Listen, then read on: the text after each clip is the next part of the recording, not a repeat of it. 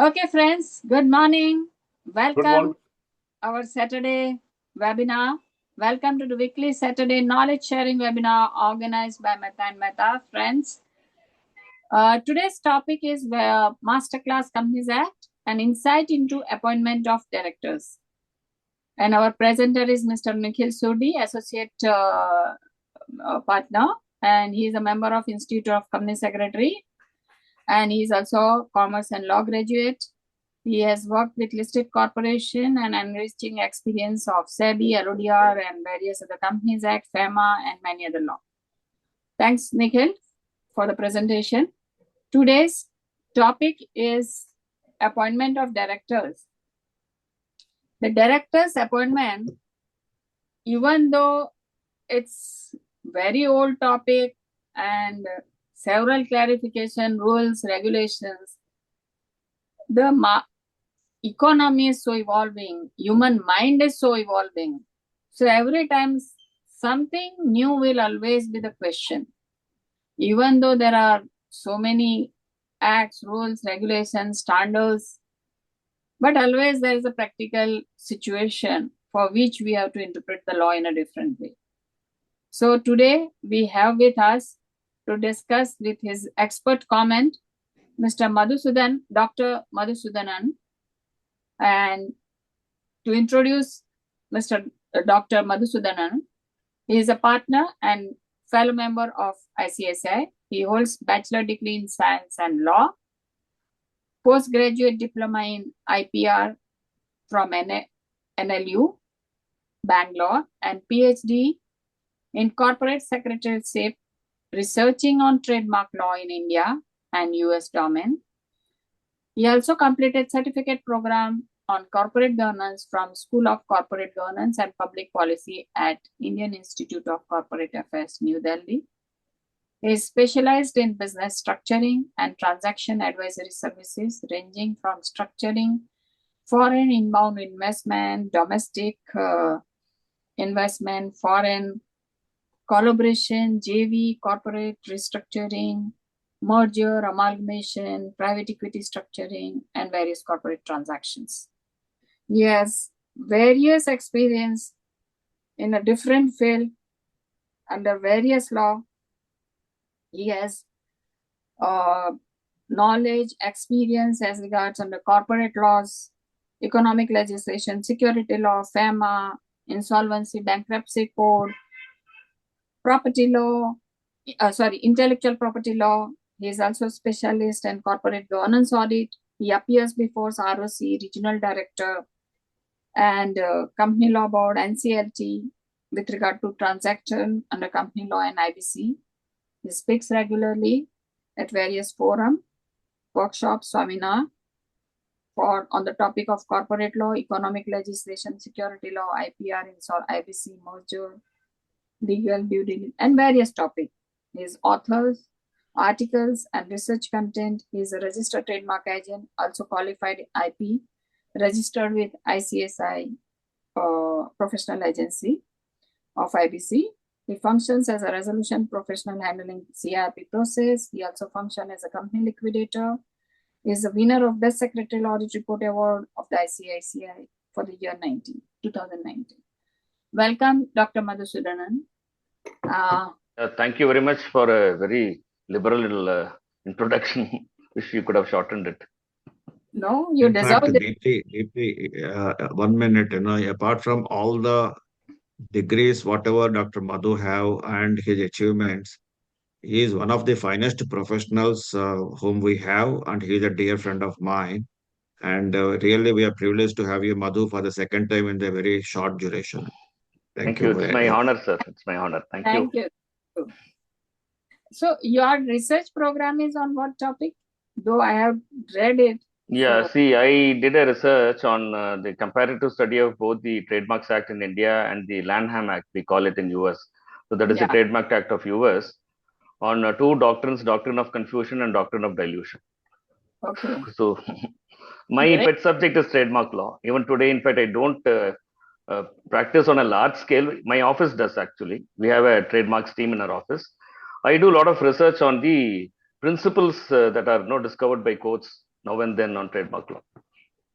Great. Super. It's very, your experience and interest is varied, and like very few senior professionals have this. We are fortunate to have it. Thank you. Thank you. Pleasure is mine. And as regards our other panelists, as last time we decided, now we will not introduce Mr. Bala and Mr. Sudhakar. They both are known to you and they are stalwarts. I need not introduce so that we can reduce the time of introduction. And I'll request now straight Dr. Madhusudanan to say a few words on the topic, then Mr. Sudhakar and Bala, and then Nikhil, you can start the presentation. We will finish this introduction in another 5-7 minutes and we'll start the presentation. Thank you. Yeah. So shall I? Yeah, please. Yeah, please go ahead. So thank you very much for inviting me. And this topic is of a great interest to everybody, especially after the advent of this independent directorship, which is most sought after, I would say, with regard to certain people. But we should know that it is something like being in a Gaza zone today. Being an independent director is not a very peaceful existence. In fact, morning I was speaking to a ex-vice chancellor of a university here, who became a director in a company because one of his former professor's son started an IT company. So he was named as an independent director.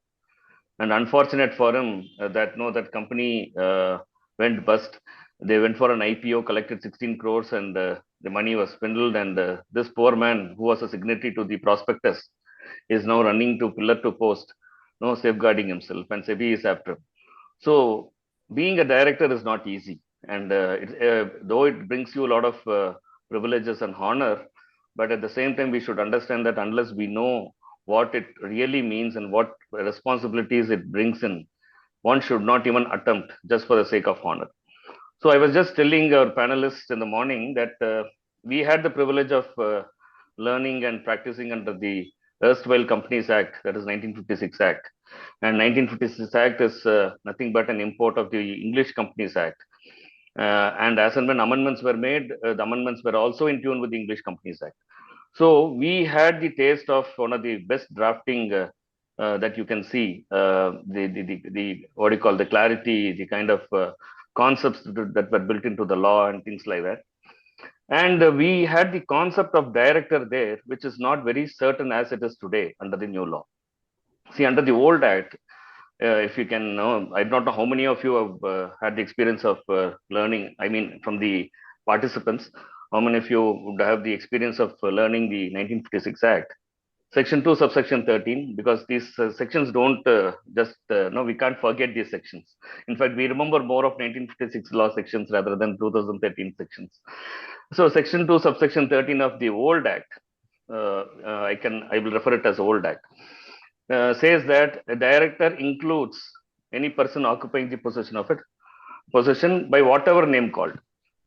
So they don't say who a director is. If you are holding the position of a director, and you may be called by any name, so it more meant the position with regard to the responsibilities, which is very difficult to understand. So that was the background or the history we have, where the definition didn't clearly define who a director is. It is an inclusive definition.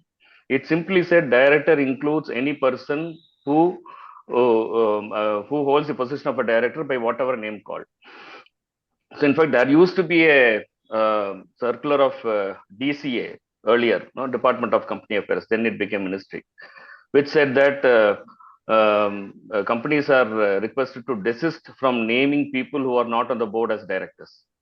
So you can't call somebody a director of finance unless he is on the board. So this kind of clarification ministry has to give, because the definition was so vast, and it was an inclusive definition. Now come to this act.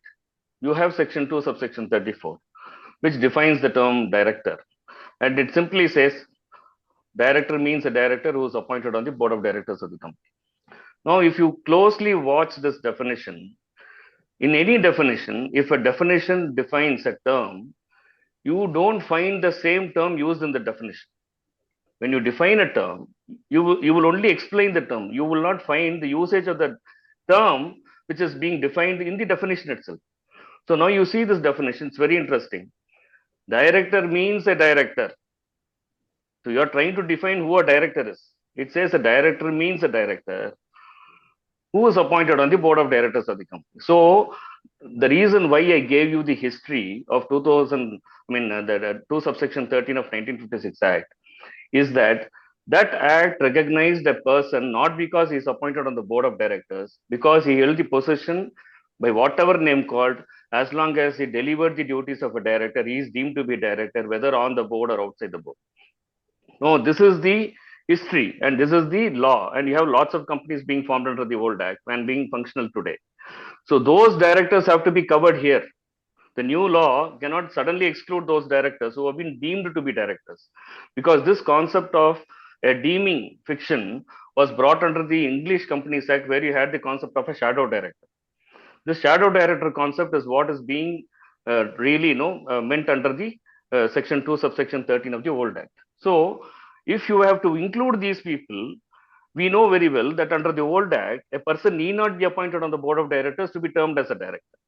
So that is why this definition under the 2 subsection 34 of 2013 Act starts saying a director means a director. So who is the director? A director could include the director under the old act, right? And now they are very clearly saying if you are a director under the old act, you will not be recognized as a director under the new act unless you are appointed on the board of directors of the company. So now you get the point. So when you read the definition, I don't know how many of you have read like this. So that is why I say the knowledge of the old law is really important to understand certain terms under the new act, because this new act is just it is a continuation of the old law.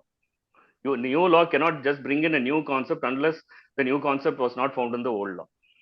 So director means a director who is appointed on the board of directors, includes both the directors under the old act as well as under the new act.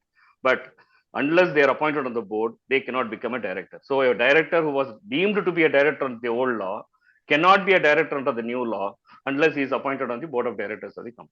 So this much understanding we need to have. Now, I was also, in fact, I do a bit of research since I was interested in corporate governance and all that as part of my the IC, Institute of the Indian Institute of Corporate Governance, New Delhi. I had to present a paper there. So I was just working on this concept of director.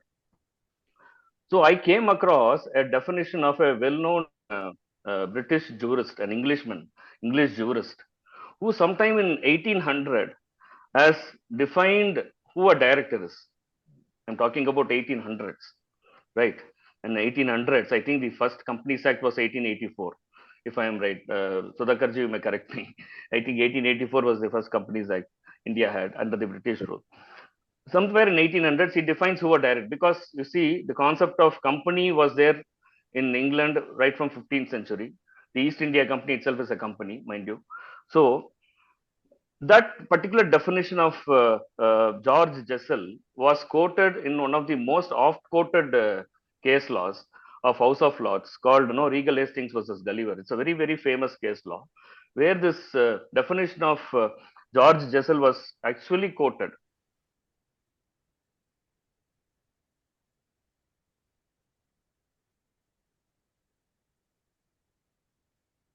It doesn't matter what you call them. The definition says it doesn't matter what you call them, right? So long as you understand that what what their position really mean. Their position is that they are really commercial men managing a trading concern for the benefit of themselves and also for other stakeholders. See, this is the precise definition, which is the import of your earlier act. So that said, you call him by whatever name, as long as he is rendering he is occupying the position of a director, is a director. So this is very difficult to ascertain really with a lot of companies and giving designations to those persons who are senior, but they are not part of the board. So law has to change to include those kind of positions also. Now they simply say that unless you are appointed on the board, you are not a director, right? So this bit of history probably, now if you read the definition of director under 2 subsection 34, you will be in a position to understand as to what a director is. So I end my introduction with this. Probably I leave the floor open. Madam, you can take over. Yeah. Over to Sudhakar, please. Yeah. Thank you. Good morning, everyone. In fact, Dr. Madhu, you have set the tone for today's webinar. See, in fact, that I want to tell the participant that as far as the provisions are concerned, okay, one can always read it, one can always, understand or learn when you attend webinars. But the way for the past 5 minutes, Dr. Madhu has talked about the director, right from 1884 Act till date. Very few times we get this kind of an opportunity. The way he has rightly dissected and brought the seriousness of the definition of director. This is how we have to approach the Companies Act. That's what, if I am not wrong, in the very first webinar where we have started this masterclass, I have mentioned that the purpose of our webinars is to understand the seriousness of the Act, and especially the budding professionals who are participating in these webinars. They have to understand the seriousness of the provisions of the Companies Act, and at the same point of time, how they have to approach the subject. And it should not be, the acts cannot be read like novels or something like that. They have to be studied, they have to be interpreted. This one has to develop over a period of time with a great amount of passion. This is what, in fact, Dr. Madhu has, made as, it was visible today, the kind of passion what he has and the kind of preparation what he came with. One or two things I would like to add, whatever he said over and above that. I always tell when I go as a faculty to the Institute of Directors, when I train these prospective independent directors, I always tell them that don't take the directorship as a vocation. Most of the times it happens, people take it as if it is a prestigious position and we can flash the visiting card that I'm a director of so and so company and enjoy the fringe benefits offered by the company. Those days have gone. In the earlier times, I always used to say that the retired bureaucrats or the bankers or the celebrities, they used to take the directorship as ornamental positions. The way this present act has been drafted and legislated, we cannot take this directorship as a vocation. You have to develop the ability and understand the seriousness of the directorship before accepting that. At the same point of time, as company secretaries, we have an onerous responsibility of ensuring the right person has been appointed in a right way. Because appointment of director, if it is a defective appointment, it is going to cause a great amount of hardship to the companies. When we discuss about these independent directors, especially section 149 subsection 10, that point of time, I will bring some kind of a niceties. At this point of time, I will give a pause and request Bala to take it forward, and then we will discuss it over a period of the presentation. Thank you. Yeah, we need to move fast because it's already 11:20. Yeah. Good morning to all of you. I won't take much of a time here, except reiterating what Madhusudan already said, and Sudhakar also added to that. We need to understand the concept thoroughly. We need to interpret the law. We need to know what is it, because today the concept is enlarged to a greater extent with the type of directors, with the different sections, even the minor mistake we do, that will ultimately going to cost not only to the company, but although the company secretary being a KMP, that is very important. Many of you might have also been reading my article, which I've been also writing, and you might have been also going through it.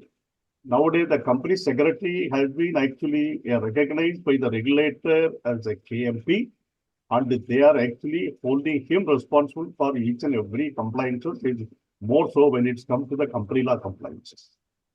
So with this, I will ask our presenter to take up the presentation. We'll move on because it already shows the number around 200, which itself shows the topic. Not only that, people have already started putting the question also even before we started the webinar. So we can understand what is the importance of the webinar. We will try to address all the questions and queries.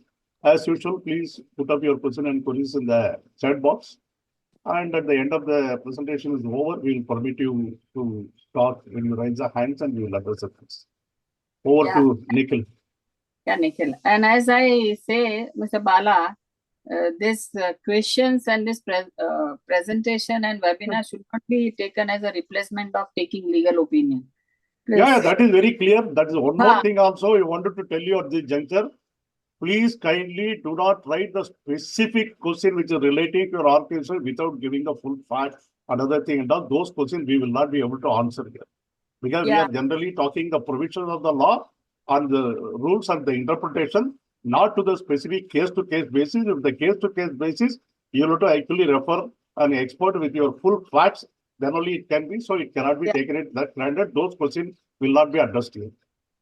A simple legal question for the query and all that, or small question on situation. But if it is X is limited, Y limited, and that kind of big questions, it's difficult because Yeah. that facts Yeah. in that, and we will be giving wrong answer. That's Correct. why we request participants to please ask question on interpretation of it. Okay, thanks. Yeah. So I'll start. Is my screen visible? Yeah. Yeah, Yeah. very much. Yeah. Okay. Good morning, all of you. Good morning, panelists. So today's topic, as introduced by all the panelists. So I'll just move to the first slide. So the definition of director as per section 2, subsection 34. So it is well elaborated, well interpreted by Madhusudan sir. So as per section 2, subsection 10 of Companies Act 2013, the board of directors or board in relation to a company means the collective body of the directors of the company. So here the comma is also playing very vital role in relation to company when we say means the collective body of the director. So again, we'll be referring the definition of director. So before taking the topic to the appointment of directors, we need to understand how many directors to be appointed in a kind of type of company. So for a public limited company, it's at 3 directors minimum we have to appoint. For a private limited company, it's 2 directors, and one person company, of course, is a 1 director. Then the maximum number of directors can be extended till 15 directors. For more than 15 directors, you have to pass a special resolution. Say under SEBI LODR for top 2000 listed entities, there should not be less than 6 directors.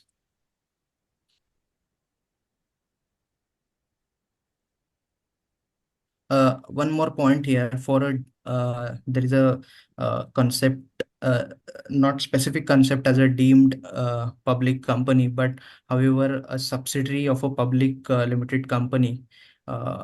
If it is a private company, then that will be a deemed public company, and for that minimum number of directors should be 3, not the 2. So there are various categories of directors: executive directors, whole-time director, managing director, non-executive, independent directors, nominee directors, small shareholder directors. So we will discuss all these categories and their respective appointments in coming slides. So first is woman director. So there has to be at least 1 woman director in case of listed companies, and public companies having paid up share capital of 100 crore or more, turnover of 300 crores or more. So the important point is you have to consider these figures as on last audited financial statements. Then post incorporation of company, within 6 months you need to comply with this requirement of woman director. Again, if there is a vacancy of a woman director, so that should be filled at the earliest, but not later than immediate next board meeting, or 3 months from the date of such vacancy, whichever is later. So for a resident director, the provision is there has to be at least one director who has stayed in India for a total period of not less than 182 days during the financial year. And for a newly incorporated company, the provision is applicable proportionately at the end of financial year. Any comments from panelists? Then go ahead for the time being. So the next category, which is the important category, that is independent director. So for independent director, in case of listed public companies, you need to have at least 1/3 of total number of director as a independent director. And for a public limited company whose paid up share capital is 10 crore or more, turnover 100 crore or more, and outstanding loan debenture deposits in aggregate exceeding rupees 50 crore. So here the word or for each criteria has to be taken to the note. So here there is a, if a company is required to appoint more independent directors due to the composition of audit committee, the higher number of independent director shall apply to the company. So for example, section 177 audit committee has the same criteria. In case audit committee members, there are 5 members, and minimum independent directors in that case are 3, because 177 talks about the majority should be the independent director. So in that case, you have to have at least 3 independent directors on board.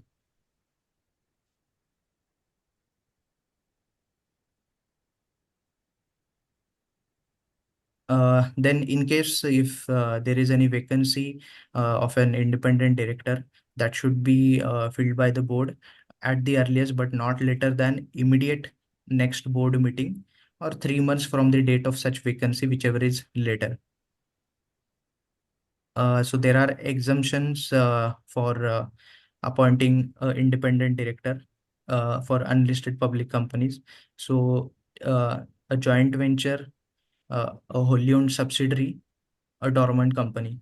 So for these type of companies, there is an exemption for appointment of independent director. So in case a company ceases to fulfill any of these criteria for 3 consecutive years, then the appointment of independent director provision will not be applicable to such company. So the 3 consecutive years, the word is very important. Then this is a list of appointment of independent director. So independent directors can have a single can have 2 terms of 5 consecutive years if the term if the years of appointment are less than 5 years, so that will be considered as a full term. Then he can be reappointed for further 5 years. There has to be a special resolution for that in the general meeting, and the disclosure in the board report about his reappointment has to be made. Then there is a cooling off period. An independent director can be considered for reappointment after 3 years of cooling period following the expiration of his term. During this period, the director must not be appointed or associated with the company in any other capacity. 1 minute. Nikhil, please go back to the previous slide. So here, I would like to take 1 or 2 things. Number 1, an independent director can be appointed for 2 terms of 5 years each. And the first term in case of an independent director is it can be appointed for a term up to 5 consecutive years, unlike an auditor who is to be appointed for a period of 5 years. So in case of an auditor, he cannot be appointed for a period less than 5 years. Whereas in case of an independent director, he can be appointed for a term less than 5 years. So he can be appointed for a period of 2 years or for 3 years, whatever it may be. But please remember that it will be considered as one term. That means, suppose when you are appointing an independent director for the first time, and you are appointing him only for a period of 2 years, and then if you say, I will appoint him for a period of 3 years subsequently, then 5 years, it won't work like that.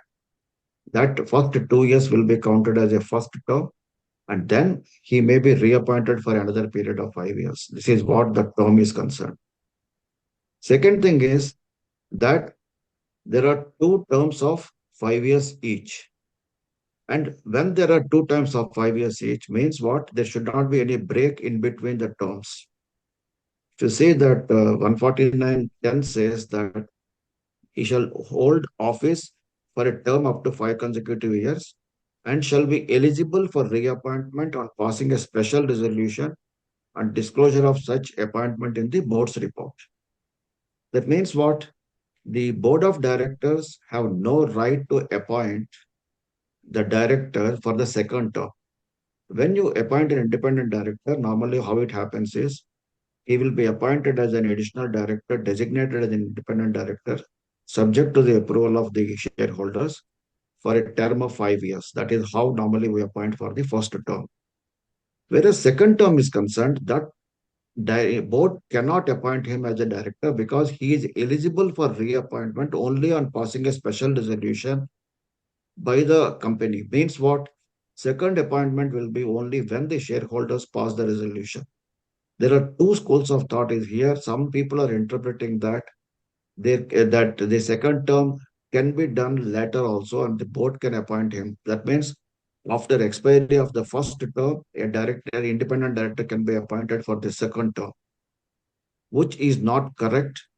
Before the first term expires, the independent director is to be appointed for second term. There should not be a break in between. In case there is a break for whatever the reasons it will be deemed as that director has to complete the cooling period of 3 years.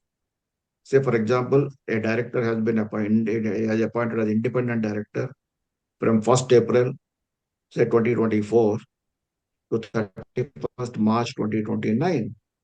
And before 31st March 2029, for the second term, his reappointment should be in place. Otherwise, if there is no this thing, then he cannot be reappointed for a second term. In fact, in the ICSI guidance note on independent directors, this particular aspect has been very comprehensively discussed, and also the rationale for that has been given. I request the participant to kindly go through that. Several times I have been asked this question, and they quote some companies, no doubt about it, they're listed companies also, and sometimes very prominent companies. Those companies have taken the second term, even if there is a break of the first term and second term. Ultimately, how the regulator will view that. So far, to my knowledge, no such cases have come up before the regulator. No regulatory initiative has been taken on that.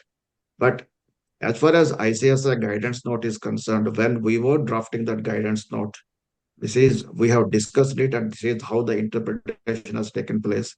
And this is what the view which we have expressed in the guidance note. Thank you. In fact, I am of the opinion that no, when the term consecutive is used, there should not be any break. Once a break happens, that means that the other director can hold probably one term, and you can't have more than one term thereafter. Correct. Absolutely right, Madhu. I agree with you. 100% I agree with you, doctor. Yeah. And that means it is very clear. It is not taken it for granted. 10 years, we can break it anyway, whatever we want, we can appoint. That cannot be the case. If you appoint less than whatever the period, it is one single term. And Yes. Second thing is when the word is used consecutive and also eligible for reappointment, that means reappointment should definitely take place before the expiry of the term. That is very clear. Yeah. So before we go further, just I want to resubmit that the participant may kindly go through the guidance note.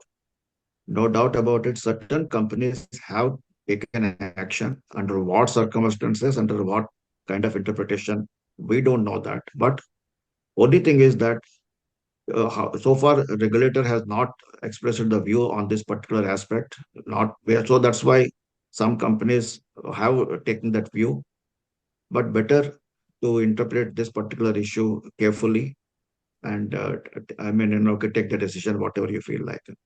Thank you. So Sudhakar, I must at this stage congratulate the SSB board and also the excellent work done by the ICSI. As you rightly said, people have to go through the guidance. So that is number one. Number two, as you rightly said, the regulators have not taken so far, but one day or other it will happen because there have been cases, regulators have reopened the cases which are relating back to 16 years back, and the penalties have been actually levied by the regulators, number one. And second thing is regulators are nowadays increasingly referring secretarial standard along with the guidance note.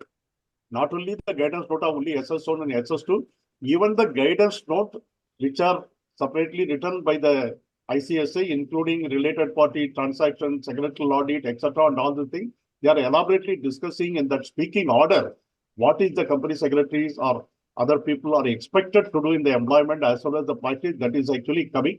It is not, far away for the regulator to bring up these issues. This might happen, so people have to take care. That is one thing.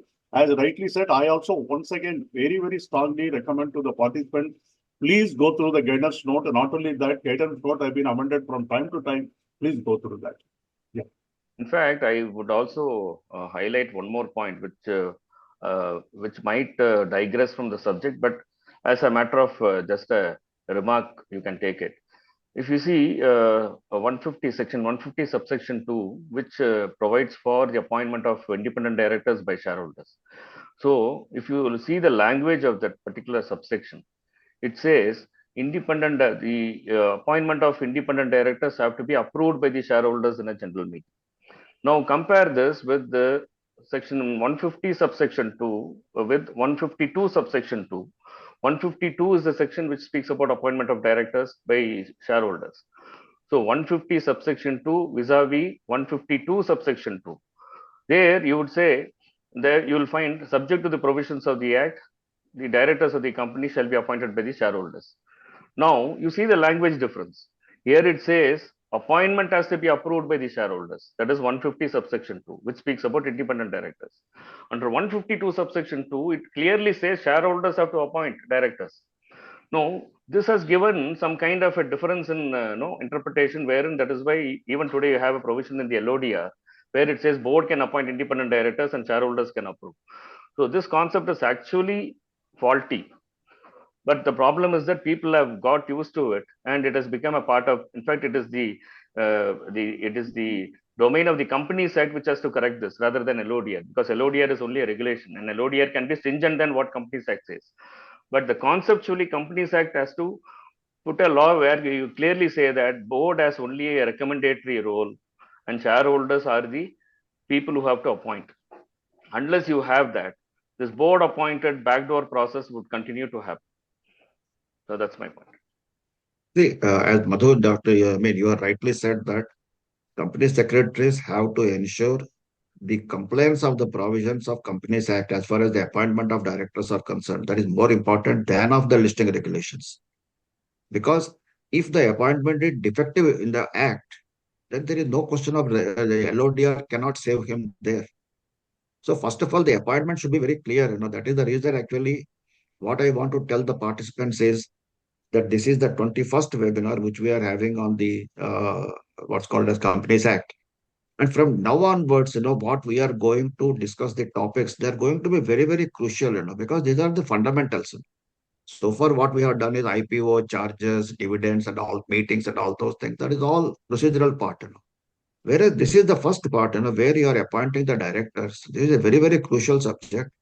And one need to understand this very carefully, because any kind of defect in the appointment, that is going to change the routes itself. It affect the routes itself.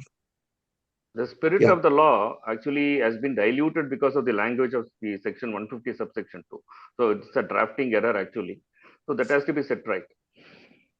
Yeah. But one thing is very, very clear, as Dr. Madhu said and also Sudhakar said, companies are actually incorporated and registered under the Companies Act. And the companies are actually bound to follow the prima facie, the company's rules and regulations, because LODR and all these things subsequently. So really speaking, the people have to ensure the Companies Act provision. The LODR is only the market-related things which comes there. As Dr. Put said, they can put a more stringent, but they cannot dilute the Companies Act. Yeah. See, we need to also understand, probably I don't know whether Nikhil will be covering the duties of directors. Nikhil, are you covering duties of directors? No, No, sir. not today. Not today. No. We are taking up separately. So I'll just make a slight reference to duty. If you see, one of the very first duty of a director is to follow the Articles of Association. So if the articles provide for appointment of directors by shareholders, more it becomes important for that company. Forget about what LODR provides. The shareholders have to appoint. That's it, as simple as that. Because one of the primary duties of the director is to follow the articles. And articles is the bylaws, it is the constitution of the company, and it is a contract interest of the members as well as between the company and the shareholders. So the obligation on the part of the board, the directors, is supreme when it comes to following the articles. It becomes more sacrosanct until such time that Section 6 of the Act comes into play, where if there is any provision conflicting with the law will supersede. Otherwise, the articles are supreme. So directors also should understand that following the articles, not just LODR or anything else, would really be within their duties. Actually, they are doing their duty. Yeah, Nikhil.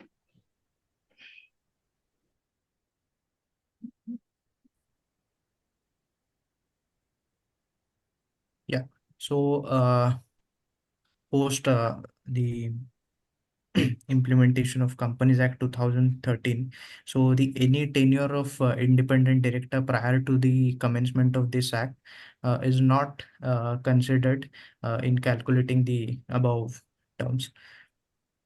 The the retire by rotation This is provision an area of conflict with regard to the what do you call proxy advisors. The proxy advisors don't accept this. They keep on saying that no, a particular director has been functioning independent director donkey's years prior to the act, and now you're appointing him. So they would actually recommend against the resolution. That will be the only, because of the longevity that he has continued as a director prior to the coming into force. But the law has made it very clear that tenure prior to the commencement of the act will not be counted. So ultimately, it is left to the shareholders to decide whether to follow the proxy advisory firm or the law. Yeah. So the provision of retire by rotation is not applicable to the independent directors, and there has to be explanatory statement annexed to the resolution that the appointment of independent director must include the declaration from board, and the declaration must state that the in the board's opinion, the independent director satisfy the conditions provided in the act for such appointment. So at the time of independent director in the board meeting, he has to give a declaration. And again, going back to the shareholder, going to the shareholder for the shareholders approval, then that time board has to declare to the shareholder that he's complied with all these conditions. Then there is this new thing was introduced in 2019, that is compliance requirement for appointment as an independent director. So first of all, he has to be included in the data bank. So Companies Act specify the conditions to be complied while registering the director in the data bank. So any individual appointed as an independent director before the commencement of this act must apply to include their name in the data bank within specified time frame. So that is 13 months from the commencement. Then individual intending to be appointed as an independent director after commencement must apply online to include their name in the data bank before their appointment. So before his appointment, he has to get name included in the data bank. However, the examination for the proficiency test that can be given within 2 years of time frame. So it just we have to get registered in that data bank. The individual must continue taking the necessary steps to maintain this inclusion as long as they hold the position. So there are probably three options, that is 5 years, 15 years, 25 years, and the lifetime registration. Yeah. Then any individual, regardless whether they have a direct DIN, may voluntarily apply to have their name included in the data bank. So DIN is a must requirement to get registered in the independent director data bank. Then there is a provision of renewal of data bank inclusion. So individual, those names included in the data bank must apply for a renewal within 30 days before the expiry of current inclusion period. So failure to renew will result in the removal of the individual's name from the data bank. No relevant application is required for the individual who have paid lifetime fees. So lifetime fees are rupees 25,000. Then declaration of compliance, that he has to declare he has to declare the compliance of the provisions, that is section 149 subsection 7. Then there is a proficiency Just 1 test. minute, 1 minute, Nikhil, please go back to the previous slide. See, one thing I would like to say is for the appointment of an independent director or for continuation of the independent director, the prerequisite is the registration in the data bank. So when the independent director is being appointed for the first time, it is the responsibility of the company secretary not to depend just on the declaration given by the independent director that he is registered in the data bank. It is advisable for the company secretary to check such registration and also obtain a copy of that registration with the data bank from the concerned independent director. Number two, it is also advisable to advise the independent directors to go for the registration of life term.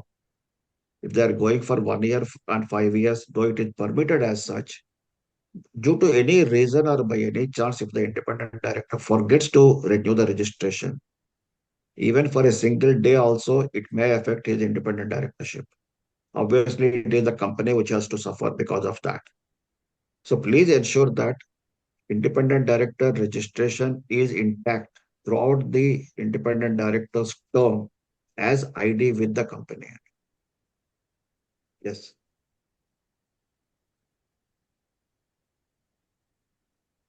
So there is a requirement of proficiency test.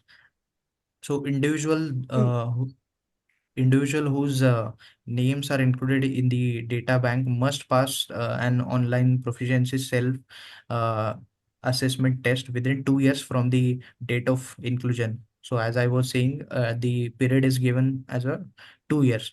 So failure to pass the test will result in the removal of their name from the data bank. Exemptions from the proficiency test are granted to individual. Then these are the criteria. So where you need not to give the proficiency test. So once you log into that independent directors portal, the your educational qualification, your past experience has to be there at the time of registration. So it will automatically populate to whether you are required to give online proficiency test or not. Then the professionals like advocate of a court, chartered accountant, cost accountant, company secretary, who have practiced at least 10 years, they are also exempted from giving the proficiency test. So here also, 1 minute, go back to it. See, here also by any chance, if the independent director says that he is exempted from passing the proficiency test, so it is the responsibility of the company secretary to examine that whether that independent director is exempted or not exempted. In fact, somebody has recently brought to my notice that there is one independent director who is already independent director in two companies. And he has told the third company where he was about to be appointed that he is exempted from the independent directorship. And that company secretary, when he is examining it, he come to the conclusion that independent director is not exempted from the proficiency test. Now imagine the flight of that two other companies where they have appointed him as an independent director without checking. So my advice to the participants is whenever any independent director says that he is exempted from the proficiency test requirements, please ensure that on what basis he is seeking such exemption. Number one. Number two, tomorrow if anybody questions, a proxy advisor may question, or any shareholder may question, or regulator may question about the appointment of that concerned independent director, the company should have proper what's called as a file note to be able to convince the person, I mean, that the regulator or the proxy advisor, who is raising the allegation that independent director is not fit person to be appointed, you should be able to establish that you have examined all these things. So, what company secretaries can do is prepare a matrix wherein that 149 subsection 6 requirements are there. In addition to that, the proficiency test, the similarly the eligibility of the independent director is to be ensured. Similarly, every year, please ensure that his registration is intact. That is very, very important for the company secretaries. Yeah. Sudhakarji, just to add to your point, I think in LODR there is a requirement. I think even under the company side, the declaration of independence has to be given every year. And Correct, sir. I agree with you. Declaration of What see, independence. that Dr. Madhu, what I was trying to say here is to the company secretaries, with all due regard, sometimes what happens is they depend upon the declaration of the given by the independent directors, number one. Number two, they also take, he is already independent director of some other company, so they don't need to do the homework. No, so please don't do that. Even if he may be an independent director in some listed company, that does not mean you are absolved from your responsibility of examining his fitness to be appointed as an independent director. No, the so finer your point, company may not even be a listed company. Yeah. The finer point which needs to be understood is that this requirement of an empanelment in the data bank and qualifying the exam is a requirement to be qualified as an independent director. If he doesn't qualify so, even after the time provided under the law, then he will cease to be an independent director. He cannot be independent anymore. So this is very important. So the question of his continuance in office would be brought up. He cannot be called an independent director. He may be a non-executive, non-independent director. That's it. Yeah, that is why. One more thing I would like to say is, if an independent director's appointment as independent director is defective under the Companies Act, it will be defective under LODR also automatically. Correct. But suppose if it is not defective under the LODR, suppose it for any reason, if it is defective under LODR, but still it may be effective under the Companies Act. No, this is Please a understand requirement under the difference Companies Act. So the law is supreme. If it is defective there, it has to be defective there also. Correct. There is no question about it. But one valid point Sudhakar and Doctor both have raised actually. Whatever declaration is there, we cannot just take it for granted. We need to counter check independently from ourselves or get satisfied ourselves in the company secretary point of view. So that shows the importance of the company secretary, how diligently he has to perform the job. That's it. Yeah, the diligence, the importance is such that when such director is part of any committees, imagine what would happen to the constitution of the committee and the decisions taken by the committees if the appointment is considered defective later. So that will upset a whole set of things. So that will land the company as well as the management in bigger soup. So it is better to see to that a person who is qualified enough to be an independent director in all respects. In fact, I would even go one step further and say, unless if a person is required to sit for an exam, let him sit for the exam, qualify, and then apply. So there is no question of appointing somebody, expecting him to qualify and racing against the time and to see whether he qualifies or not. and then finally, telling him one fine day, since you have not qualified, you are not an independent director from tomorrow. That will not look nice. So better to only choose such people who have become qualified. I mean, they are qualified in both fronts, both empanelment as well as qualification exam. Either it is cleared or it is exempt. Yeah, Nikhil. Yeah, so I will also recommend all the participants to go through one of the topic which we have taken in the last year. And all that, they realize the importance of their position, that this very important position, I should be eligible, I should be knowing, and then they insist for the training. They ask so many questions to the CS and the CFO and all that. So actually, this is a really important, though it is initially was opposed by many, but this is a very important step for the independent director who are not, because for other professor it is exempted. So this is really important and it make them aware. So this should be insisted, and as a CS, we should guide them, and rather they always look at the CS and CFO to guide them, independent director, and actually helps all of everyone. Thank you. Yeah, I was saying there is separate webinar on role of independent directors. There is Companies Act and LODR. Participant may visit to the YouTube channel. So we'll move ahead to the small shareholder director. So section 151. So there is a eligibility criteria for like us. Under section 151 of Companies Act, every listed company. The only thing I think, Nikhil, you are not covered 149 subsection 12 in your this thing, or it is coming ahead. Independent Section director 149 you already covered. If you are not covered, I think 149 subsection 12. Okay, anyway, it doesn't matter. I will say that thing that in fact 149.12 talks about the acts of omission or commission of the independent directors, where they will be what's called responsible for the actions of the company. Unless until the acts of commission or omission attributable through board processes, the independent directors will not be held responsible for the actions of the company. That means they will be held responsible only the things which are coming to the surface. The things which are not coming to the surface, the independent directors are not responsible for that. So that is the reason actually all the independent directors have to be careful whenever the board agenda comes. The agenda should be comprehensive enough. If the agenda is not so, they have to bring it to the notice of the company secretary concerned as well as to the chairman concerned, that they are not having sufficient information for the decisions what they are to be taken at the board meeting. One of the what's called the responsibilities of the director is not only to take the decision, but to take an informative decision. Unless until the informative decision is taken, if anything goes wrong tomorrow, the 149 subsection 12 protection may not be there.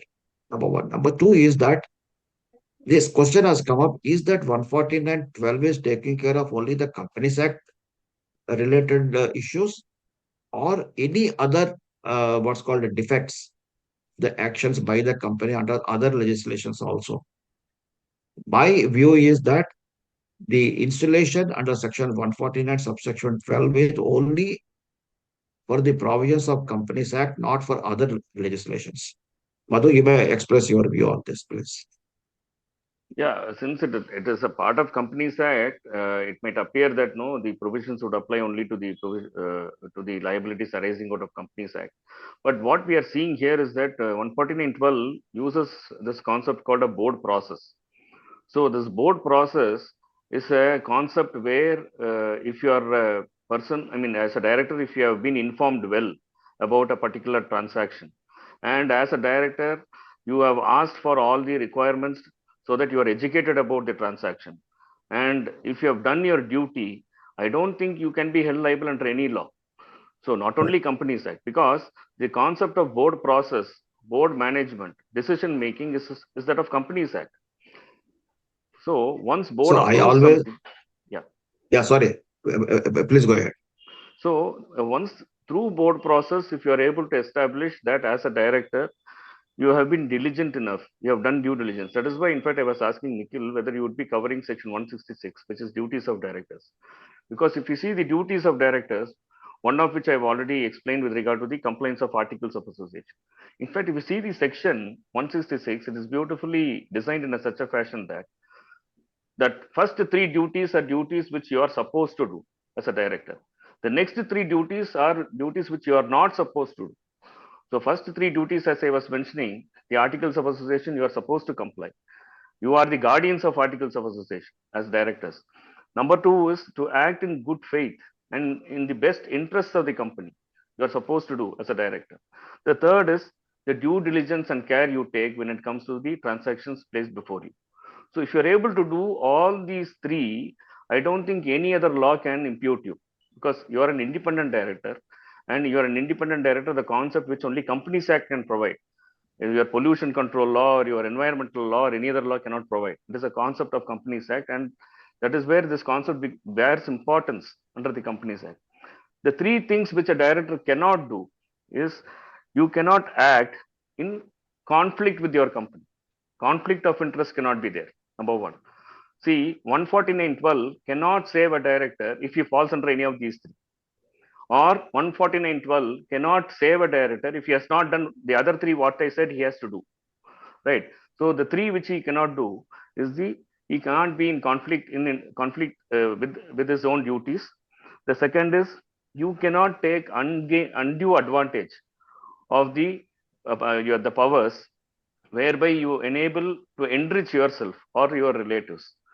The third most important is you cannot assign your office, which is which is something which is not actually really followed, because if you see the succession policies of companies, the position of director, especially promoter driven, is almost like assignment in some way or the other. But anyway, so the other two is very important: conflict of interest, and you cannot have an unjust enrichment. For these things, your 149.12 cannot help. 149.12 will help only if you have diligently followed 166 of the Companies Act, which lays down the duties of directors. Yeah. Further add what Dr. Madhu you said is that to insulate from the liabilities of the directorship, there are two mantras I always used to give. Number one, to learn to say no wherever you have to. It is very difficult to say no. That's what normally we all know that very well. But a director has to develop the ability to say no wherever he has to. And also, he has to develop the ability of asking hard questions if he has to insulate himself from the liabilities. The third thing is, as Dr. Madhu says, that the director should be diligent enough. To add to further to that is, he should not only be diligent, he should not only be vigilant, but it should also be not negligent. These are the three things what he has to ensure. One is he has to be diligent enough, he has to be vigilant enough, and he should not be negligent. Till the time you are able to follow these two mantras, you will not be held responsible or accountable or liable under any legislation. In fact, Sudhakarji, we do a lot of mentoring programs for directors, acting like a board coach or a CEO coach. So where this question would always arise, see, as a director, he may be coming from a different background. Suppose if the company is an electronics company, and if he's a banker, he may not really understand what electronics is, and he will not know. Suppose if a contract pertaining to an electronic JV or something comes up, he will not know what to ask. So that is why we always tell them that this familiarization programs, which is being brought under the act, you are supposed to ask for it. You are supposed to learn about the company, and if you find that the knowledge that you are supposed to have, working knowledge, basic knowledge, not that you should have the knowledge of a scientist or an expert, the basic knowledge you should have. If you feel that it is very difficult for you to fathom, you have to put in your papers. As simple as that, because you are saving yourself. You are not saving anybody. You have to save yourself first. You just listen to what in a flight, when you before the flight takes off, what the air hostess says: first wear your vest, First, ensure that you are safe. Then you know wear the vest for others. That is the same concept here. If you feel that you are not able to understand something, despite the familiarization, then you have to take a call whether you have to continue or not. And if you still further continue, and tomorrow if you land up in an issue, it is not the problem of the company or the board, it is your problem. Yeah. Yes, Nikhil. I think we entered in a different zone only today. No, we have to, Deepti. See, that's what I told, that's what I said. From here onwards, that if you see the kind of things what No, we are going subjects to are have about the overlapping. It's an appointment of overlapping directors, topics. about the appointment of directors and the board meeting, these are all fundamental issues which are going to shake the company completely. These are core areas actually. Only Yeah, thing, correct. you have to sleep late, huh? Then Pardon? you have to sleep late. Yeah, doesn't matter. That doesn't matter. Yeah. Sorry. Dipti, we are really, enriched with the knowledge of Dr. and as well as Sudhakar with our vast experiences. As Yeah. Sudhakar puts it very clearly, it is all section, rules, regulation, everybody knows.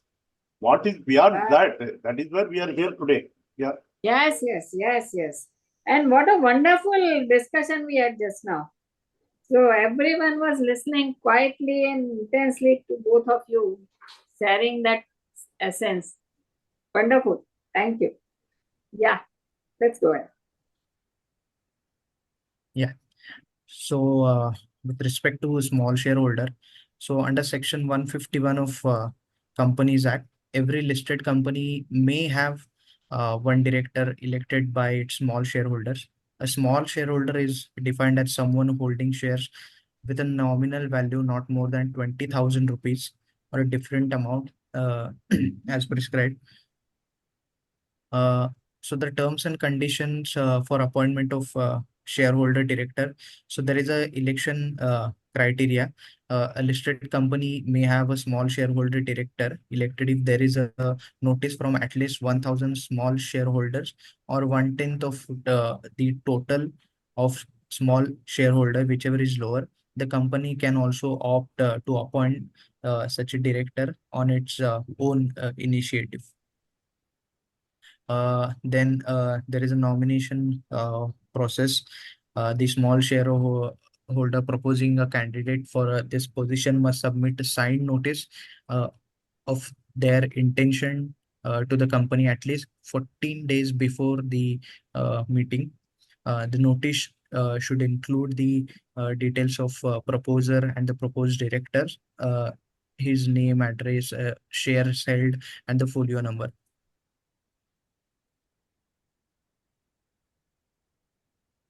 Then there has to be accompanying statement. The nomination must be accompanied by the statement signed by the proposed director, which includes the declaration that they are not disqualified under the act, their consent to act as a director of the company. Then independent director qualification. If proposed director qualifies the criteria as the qualification under section 149 subsection 6, and he submits the declaration of his independence, they will be considered as considered an independent directors. So for this category of director, he has to qualify as a independent director. Then tenure and rotation. The tenure is 3 consecutive years and they are not subject to retire by rotation. Reappointment is not permitted after their tenure expires. So disqualified person cannot be appointed as a small shareholder director if they are disqualified under section 164. Then again, vacation of office, a small shareholder director must vacate their position if he ceases to be a small shareholder, incurs disqualification under 164. Office of director becomes vacant under section 167. They no longer meet the independence criteria specified in 149 subsection 6. Then there is a limitation on holding this office. A small shareholder cannot hold this position in more than two companies simultaneously. If the second company is in uh, competitive business or conflicts with the first company business, they cannot be appointed in the second company. Then post tenure restriction, after ceasing to be a small shareholder director, the individual cannot be appointed or associated with the company in any other capacity, directly, indirectly, for a period of 3 years. Then there is section 160, that is right of person other than a retiring director to stand for the directorship. A person not retiring director shall be eligible or appointment as a director if he or some other member intending to propose him as a director left a notice intending his candidature as a director 14 days before the meeting, along with the deposit of rupees 1 lakh, which shall be refunded if the person proposed gets elected as a director or get uh, uh, more than 25% of valid votes. So in that case, the deposit will be refunded. Requirement of deposit of rupees 1 lakh is not applicable in case of an independent director or director recommended by NRC or board of directors. So currently, the practice which is most commonly followed by the companies is to have a recommendation from NRC, approval from board, and the approval from the shareholders.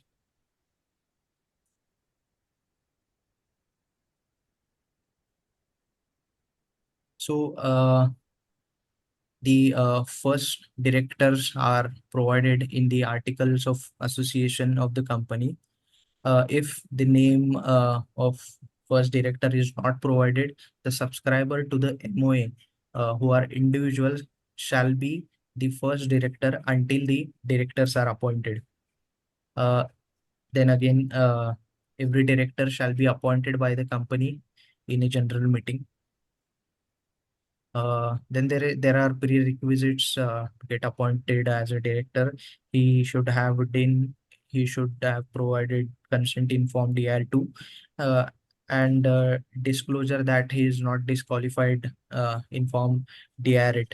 And further, for independent director, there is one extra disclosure under Section 149. And Nikhil, just one input here. This Yeah. is with regard to the first directors who are named in the articles. If nobody is named in the articles, the subscribers to the memorandum are deemed to be the first directors. Now, the requirement of the provision requiring these directors named in the articles to be appointed by shareholders. Because if you see 152 subsection 6, which speaks about retirement of directors by rotation in general meeting, only those directors who are appointed by shareholders are eligible to retire by rotation, not the directors appointed by the board as additional director or alternate director or in casual vacancy, right? Or a nominee director or a director appointed as a first director. They are not qualified to retire by rotation. If you see the language of 152.6, it is very clear. It clearly says only such of those directors who are appointed by shareholders are eligible to retire by rotation. So unless the shareholders appoint a director, the question of 152.6 application does not arise. Okay. Okay, sir. Thank you. 1 minute, Nikhil, please go back. See, here also one more thing what one has to notice is the prerequisites for appointment of a director is he shall have director identification number. And sometimes what happens is that with the good olden days, it used to have that you can appoint a director subject to the appointment that he will have the DIN, which is not so now. Unless until the incumbent has the DIN, he cannot be appointed as a director at all. So having a DIN is the prerequisite.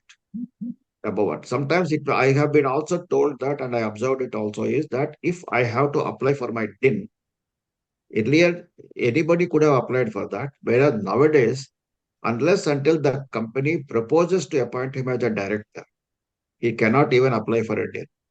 That means to make an application for a DIN, he has to also attach a board resolution of any company that they propose to appoint this particular gentleman as the director who is making the application for the DIN number. Yeah, So unlike unless until the DIN he got allotted, he cannot be appointed as a director. So unlike a passing a PAN or resolution a that's demat subject account, to, yeah, sorry. unlike a PAN or demat account, whether you own securities or not, whether you are an assessee or not, you can still apply and take it. That was the Yeah. case earlier also.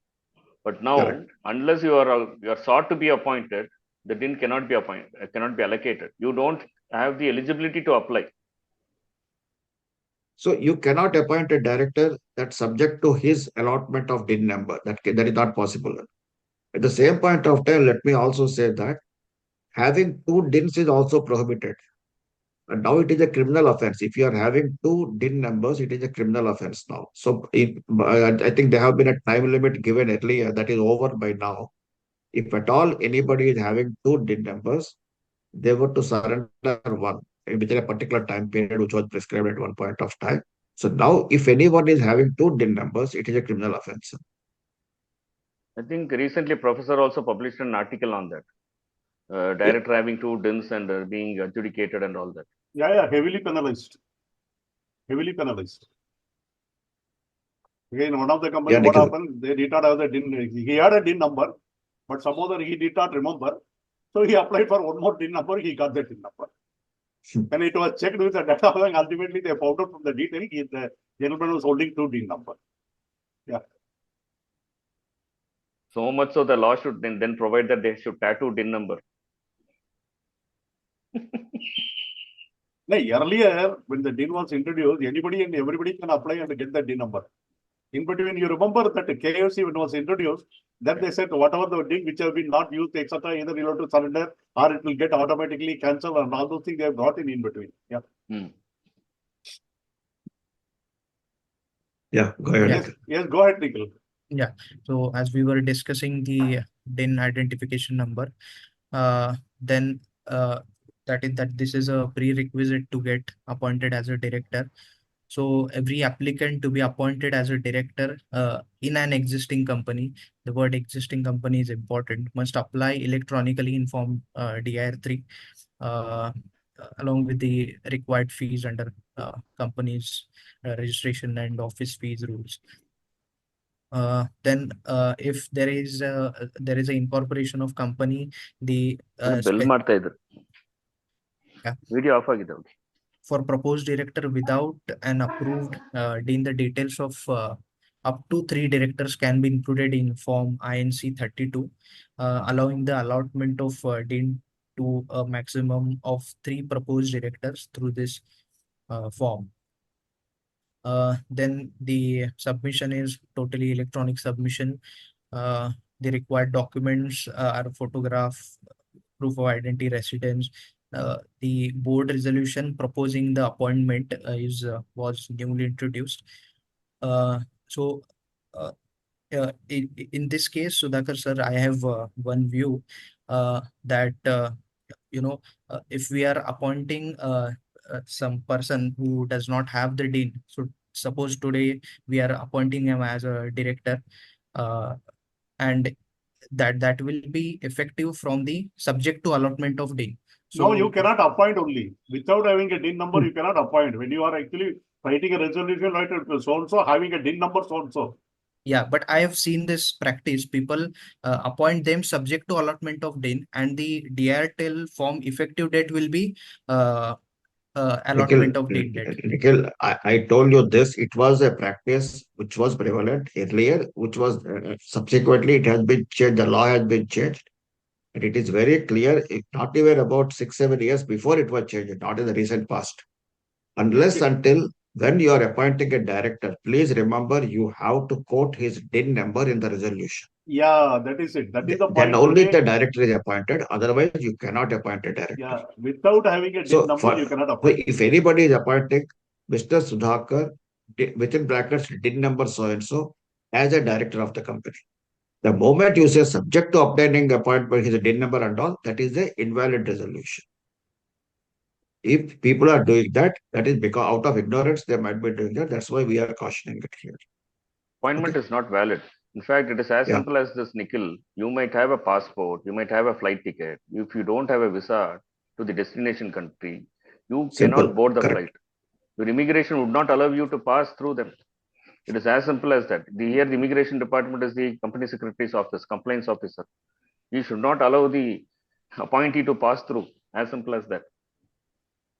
Right. Very good example, Madhu. Very good example.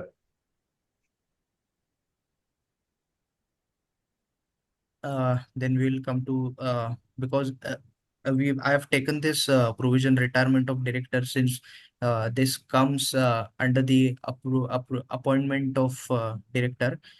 That this resolution has to be there. This statement has to be there in the approval statement for some of the directors, not the all. The two-third of the count of director will be has to be eligible for the retirement of director. Then the remaining directors, unless the articles specify otherwise, must also appointed by the company in a general meeting.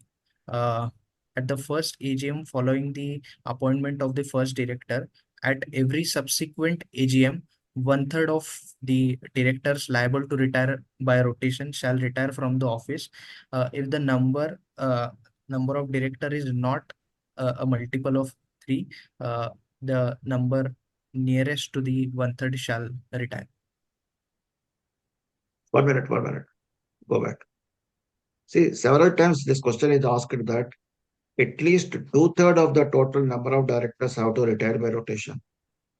Sometimes people ask that, suppose what will happen to the remaining 1/3? So it is the privilege of it is the decision of the company to appoint the 1/3 of the people as non-retiring directors. Suppose you may say the promoter, who is the chairman of the company, he may be a non-retiring director. That is possible. So if you are having 3 directors, one director may be a director who is not to retire by rotation, the remaining 2 has to be. That doesn't mean the company has to definitely appoint somebody as a non-retiring director. The company can say all the directors are liable to retire by rotation. So that's why at the time of appointment itself, it is to be clearly mentioned in the resolution. So and so is beyond is hereby appointed as a director of the company subject to retire by, liable to retire by rotation. That is very important. Recently, in case of listing regulations, what the SEBI has amended is that even the 1/3 of the directors who are permanent under the Companies Act, they have to be reappointed once in 5 years, like independent directors. That is a recent amendment in the listing regulations. No, because the retirement concept has been brought in non-retirement, because many times what happens, the overseas company where you have the joint venture or collaboration or the parent company, etc., they would like to have the member on the board. They don't want to be subject to the retirement. That is why they prefer to appoint the non-retirement director. Yeah. As you rightly said, Sudhakar, yes, once in a 5 years, the approval of the shareholders is required now under the listing agreement for the listed companies. Yeah. Correct. Yeah. So the determination of retiring directors. So directors who have served the longest since their appointment shall retire first. If multiple directors were appointed on the same day, retiring director shall be determined by lot using otherwise agreed. Then filling the vacancy at the AGM where the director retires, the company may fill the vacancy by reappointing the retiring director or appointing a new person. Definition of total number of directors. So here the total number of director excludes independent directors appointed under the Companies Act or any other applicable law.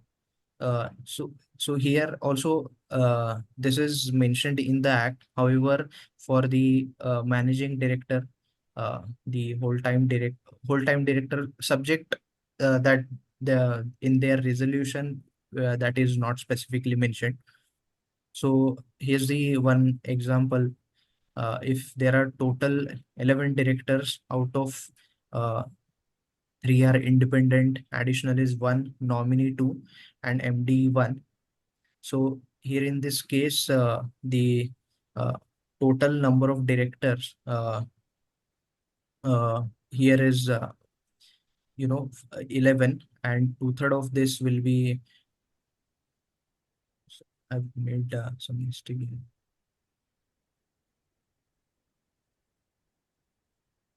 So ultimately, 2/3 will be eligible.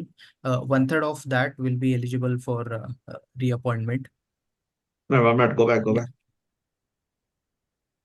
See, in this example, what you are given, Nikhil, is the total board strength is 11.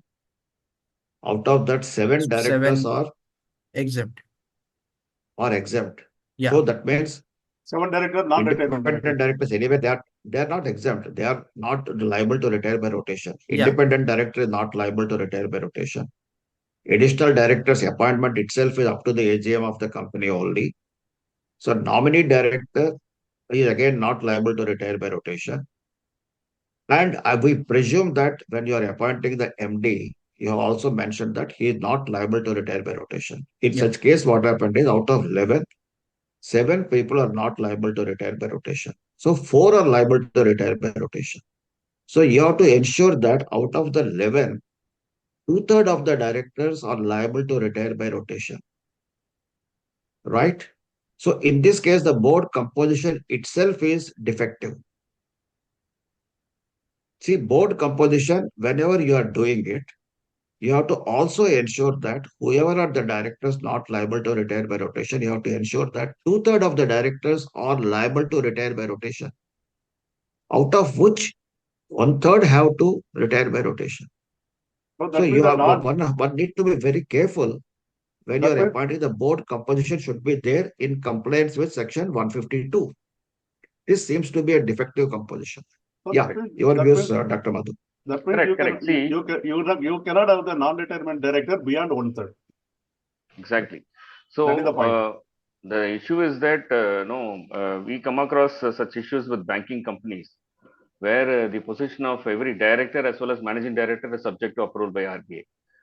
So especially when managing director appointment is subject to the approval by RBI, and RBI will fix the term up to which he should be appointed as a non-retiring director. So an MD of a bank will be a non-retiring director for the term that is approved by the RBI. So only in such cases, the MD will be, and even in such cases, you have to accommodate him in that 1/3. You cannot say, since it is a requirement of banking law, I will have my own 1/3, and this requirement could be more than 1/3. This MD can be accommodated in 2/3. No, not possible. Your 1/3 is, your 2/3 is very strict. Your 1/3, you need not be strict. 2/3 are very strict. So, out of the composition, 2/3 have to be appointed by shareholders, no doubt. That is why I said, with regard to the first directors, unless they are appointed at the first annual general meeting, they cannot be considered as retiring directors. So, this 2/3, that is why you say when you have a fraction in calculating 2/3, it would always say not less than 2/3. So that means even fraction is not considered. In fact, fraction you have to round off to the nearest whole number. There is no question of roll. In fact, even in this case also, suppose even if we take, suppose for a moment, the board composition is okay, 4 directors have to retire by rotation. So 1/3 of the 4 is not 1. 1/3 of the 4, you have to take 2 directors to liable to retire by rotation. Yeah, fraction has to be rounded up to the next integer. Yeah. That is the safest way to do it. Because I mean, with all due regards to my colleagues, the company secretaries, several company secretaries makes a fox pass in the board composition itself. I mean, sometimes maybe out of ignorance, sometimes maybe not because of diligence. As Nikhil has mentioned here, total board strength, that if you see the composition, an experienced company secretary can say it is a defective composition. But suppose sometimes what happens is, okay, nominee director is not liable to retire by rotation. Independent directors are not liable to retire by rotation. MD resolution itself is like that. They forget that the remaining directors are not fulfilling the requirements of 152. Two-thirds have to retire, liable to retire by rotation. So whenever you are going to constitute a board, please ensure that all these aspects are properly taken care of. After that, whoever are the directors liable to retire by rotation, suppose in this case it is 4, one-third has to retire. That does not mean only one director. It is 2 directors who have to retire by rotation. In fact, And before I forget, let me also add one more point. The company secretary has to better to have a file note for the next 3 years who are the people, the names of the directors who have to retire by rotation. Why I'm saying this thing is, in one of the companies, what happened is only one director was liable to retire by rotation. By, due to some mistake or something like that, the director who retired last year, he has been made retirement this year also. And because of that, what happened is the director who was liable to retire by rotation, he has not retired by rotation. That was also a non-compliance. The ROC has pointed out that, and the company was penalized for that. Okay. Yeah, what I just wanted to add this, there could be a situation where your entire board can be independent. You may not have a promoter-backed company at all. Take, for example, L&T. The entire Correct. board can be independent, but you cannot stop. I mean, you cannot say MD is independent. You cannot say whole-time director is independent. So what happens in such situations? You can only exclude independent directors who are really independent with regard, I mean, as defined under 149(6). As far as MD is concerned, who may be a professional person, even a whole-time director can be a professional person, but they are considered as directors liable to retire by rotation. Your appointment cannot say that they are not liable to retire by rotation, because 152 subsection 6 is a stricture which you have to comply. And because you cannot have a board of comprising of only independent directors and not having any KMPs. In today's context, at that size, you may have a private limited company like that, or you may have a public limited company, unlisted company, where all are directors, where the capital of the company is less than 10 crores. So no whole-time KMP would be entitled to be appointed. So 203 does not apply. Only in such cases you can escape. Otherwise, in listed entities, you cannot escape. You cannot safeguard an MD or a whole-time director just because all other directors are also independent. They have to retire. There is no other way out. So that is the risk they take. So that is why you have to find non-executive, non-independent directors also on the board, just to safeguard your whole-time directors, so that they don't face the wrath of retirement and reappointment every time. A bit of strategy is required to be seen in this. Yeah. Doctor, some or other, I think many of the people think the whole-time director and managing director being in the contractual employment of the company, they are not, made to retire by rotation. That is where they are thinking actually. Their whole-time directorship is rested on the foundation called a director. That is not contractual. Yeah. What is built on directorship is what is contractual. Yeah. Okay. So really speaking, even the managing director and the executive director, they can be made retirement only, as you rightly said. Strategically, you can position them in 1/3 if you have vacancy there. Yeah, that's all. And again, they are also again the subject to that other acts of provision like RBI. When you said the banking company managing director will be a non-retiring director for the specific period, subject to that, you have to act. Yeah, exactly. Go ahead, Nikhil.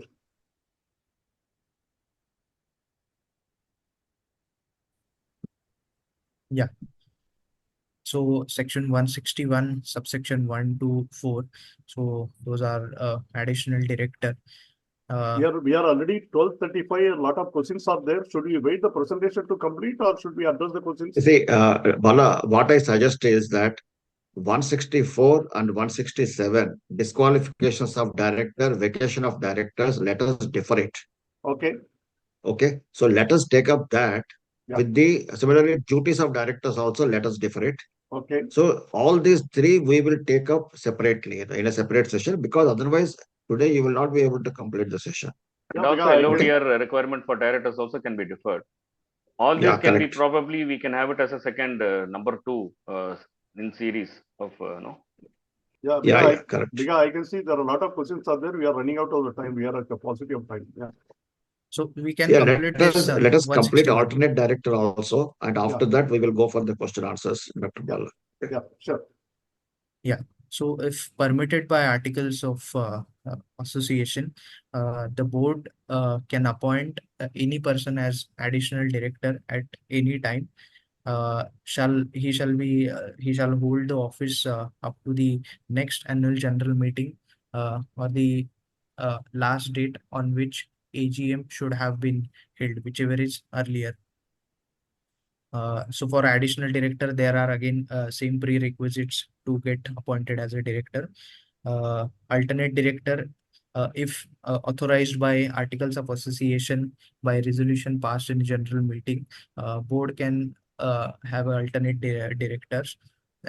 For absence of director for period not less than 3 months from India, cannot serve as a alternate director for more than one director, and he should vacate the office in terms of original director ends or he returns to the India. Then post COVID era, this concept is not as much working it was previously, since the approval of accounts and all these things are permitted through video conference, and he need not to be there for all the meetings physically in India. Then 1 minute, 1 minute. Nikhil, please go back here. Alternate director is such an important topic. See, first thing is the additional director. Several company secretaries think that it is the inherent right of the board to appoint an additional director. Unless until the articles permit, you cannot appoint the additional director. Recently, I mean, about a few months before, one of the companies, they were not having the what's called as the articles does not permit the board to appoint an appoint an additional director. So the company secretary was asking me that the chairman's son is to be appointed as a director. How to appoint him? So question is that he can be appointed directly at the AGM, but not in the EGM. Or the board can appoint him as an additional director provided articles permit. So always one need to be careful. That's what in the very first webinar I said that was, I think, second one where we have discussed about memorandum and articles. Company secretaries and practicing or in service, they have to get themselves familiarized with the articles of the company also. Whenever any action is being taken, if the act says provided the articles permit, so you have to ensure that articles does permit that. Now coming to the alternate director, this concept to a large extent it is lost its relevance because now appearance of a director by virtue of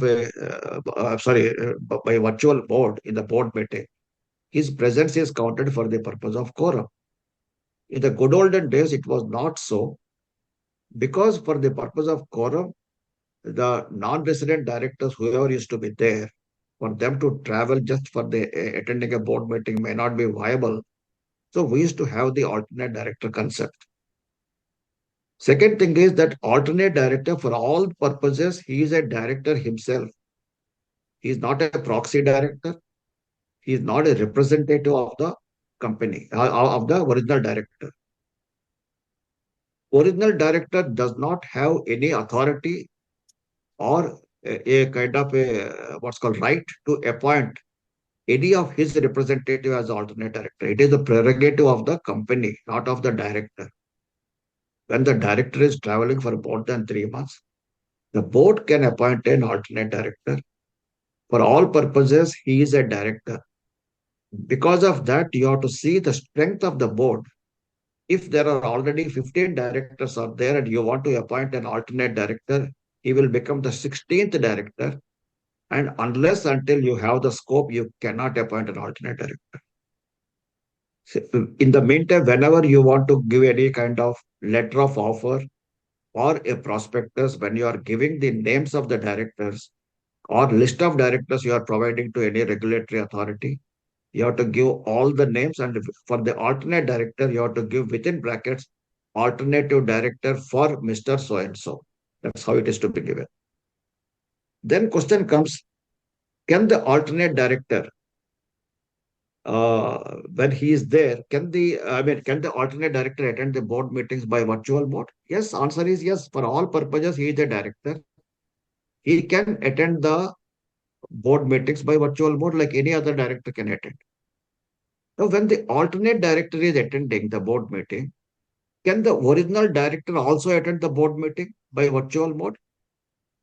Answer is he may be able to attend the virtual by the board meeting provided the chairman permits as an invitee, but not as a director. Because when you appoint an alternate director, the original director's position is like suspended in animation kind of thing. He is a director, but he is not an active director. He is in a sleeping mode. So when, if at all the original director attends the meeting by virtual mode, several people are thinking that the moment an original director attends the meeting by virtual mode, the alternate director cannot attend. Answer is not correct. Unless until the original director returns to the state and resume his position, till such time the alternate director is the director for all purposes. Now, SS1, if you see, it clearly mentions whenever you are sending the notice of the board meeting and agenda or even circular resolutions, you have to send it to the original director also only for the purpose of intimation. Because you have sent the notice, that does not mean the original director has a right to attend the meeting. When the alternate director is there, he cannot attend the meeting in a virtual mode. But however, after going through the notice, if the director thinks some serious item is going to be considered, he can return to the state, resume his position, attend the meeting, maybe in a virtual mode or maybe in a physical mode, whichever he feels like. That means returning to the India is very important to resume his position. In case any other questions are there, I thought these are the few issues. Let me clear to the people concerned. And of course, other provisions, whatever are there, if any questions are there, I will clarify that subsequently. Dr. Madhu, if you want to add over and above whatever I have said. Dagarji, in fact, if you see SS1, when you attend a board meeting, the directors have to give a declaration that nobody is there in the room. They are alone there and there is no third party sitting there. So you just because the video focuses on the alternate director, it doesn't mean that the original director also sits there and silently listens to whatever happens. It is not possible. So I think the law has to undergo a change considering the audio video mode of meetings. So it should say if a person can attend through AV mode, the original director can attend, then the alternate director has to automatically cease to hold office. Because the very function of an alternate director is only to physically represent the original director in a board meeting. And we come across a lot of cases where companies, especially Japanese companies, Korean companies, where the directors may not be conversant with English language. They may not be able to either speak or understand. So such countries where you have a joint venture, they normally appoint the actual representative of the venturer, and they will appoint an alternate director who can converse. So whatever the original director wants to communicate to the board, he communicates through the alternate director.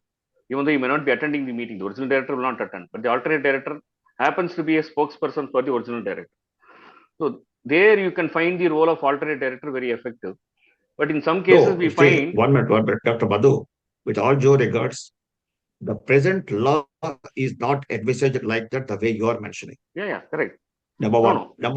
Number two, in case the kind of difficulties what you have mentioned, what you can do is when suppose non-resident directors or when they are appointed, that time itself you can say so and so is going to be the permanent invitee for all the board meetings. At the same point of when he is appointed, also that means that there are certain people. In fact, in several JV companies of ours, we used to have this provision. There are some key officials they will be permanent invitees for the board meeting. Or sometimes it may so happen they are observers. We can give the designation of observers also who will be there. But let me be very clear, whenever you are appointing them also, they may be able to participate in the discussions provided the chairman permits, because they don't have any inherent right as a director to participate in the discussions of or deliberations of the meeting. At the same point of time, they also don't have any voting right because they are not directors. Exactly. Their So, presence will not be counted for the purpose of quorum. yeah. Yes, no doubt about it. If they are permanent invitees, they have to be given the notice, they have to be given the agenda. However, in case of short notice, their consent is not required because they are not directors for any purpose. Only thing is, it is an understanding between the JV partners that they are going to be the permanent invitees. And it is also advisable when they are appointing as permanent invitees, what is their role and what are the kind of notice is to be sent, or what is to be sent, what is not to be sent. These may be spelled out very clearly in the resolution itself. Because recently one case came to my notice that the same thing, somebody has been appointed as a permanent invitee and he has not been provided with the financial statements, and he is trying to raise the issue at the board meeting. It is not obligatory for the company to send him the financial statements because he is not a director. What is to be sent, what is not to be sent, it is the prerogative of the chairman of the company. Under his directions, the company secretary will do the needful. That is exactly the point where the relevance of alternate director comes into play. Because once you're an alternate director, you are as good as a director. You are privy to the information, as well as you have a right to vote, because an observer or a participant cannot either discuss or he cannot vote. So this alternate directorship, normally we find it very effective in countries from where no non-English speaking directors are appointed. So they have a spokesperson here in the form of an alternate director. But the law also has to undergo a change so as to permit, Correct. no? And let me also clarify one more thing also, sir, that in case of a virtual mode, if the alternate director and original director both are present, as I have mentioned clearly, the alternate director is considered as a director, not the original director. Yeah. So what happens is that the concept of coming into the state, stepping into the state or stepping in India, no, that is what is being originally thought of under the physical meeting era. Now, if you are able to take part virtually, which is as good as a sit down meeting, this concept has Correct. to be changed actually. Exactly. This is what I mentioned at the beginning itself. Let me tell one more thing also that uh, recently one question has come to me. I have just slipped out of my mind. Uh, Anyway, when I remember, I will say there was another important point. It's one of the people raised it recently. It slipped out of my mind, and when it No, comes, I Sudhakar, will. you were saying that suppose if the original, alternate director is attending the meeting, say in a virtual mode, and the original director is invited as an invitee, you will not be breaching the provisions of 161 actually, with regard, because the provision simply says you have to step into the country. So technically speaking, you are not complying with that letter, what is written there, but in spirit that is wrong actually. So the law has to undergo a change, wherein they should say that if you are able to participate virtually, you should no longer be a alternate director.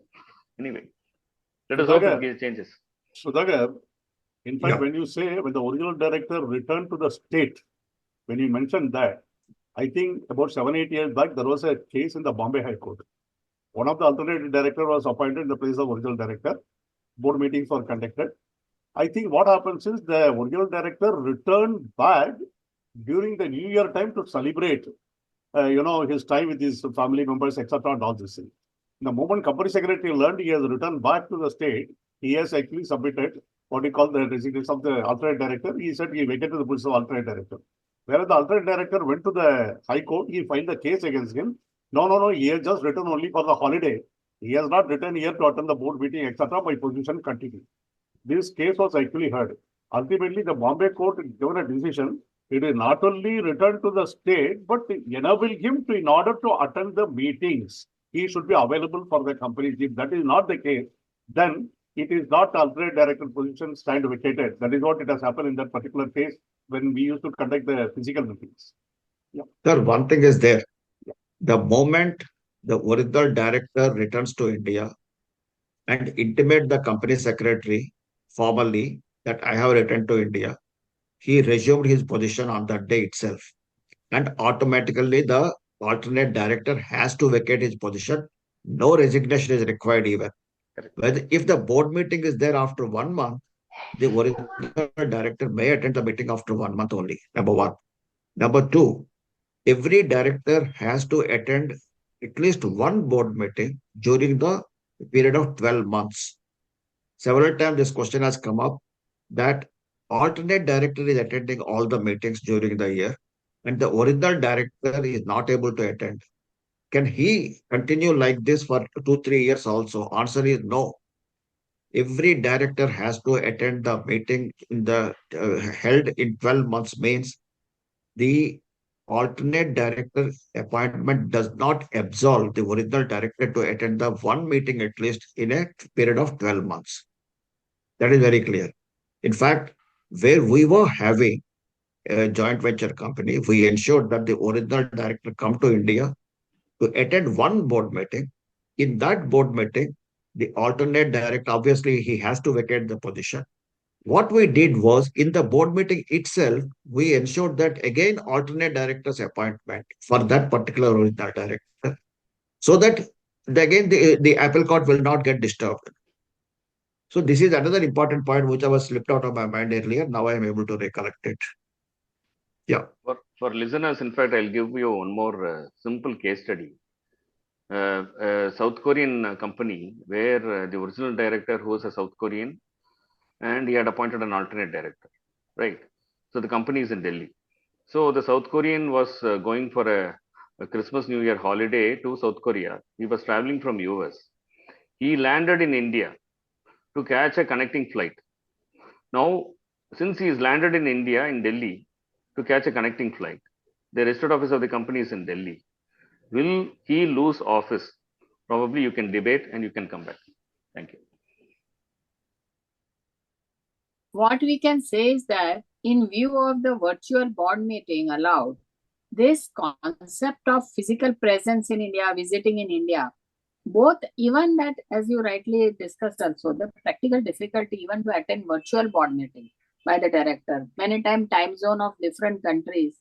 I think this both appointment provision and the cessation provision required changes, right?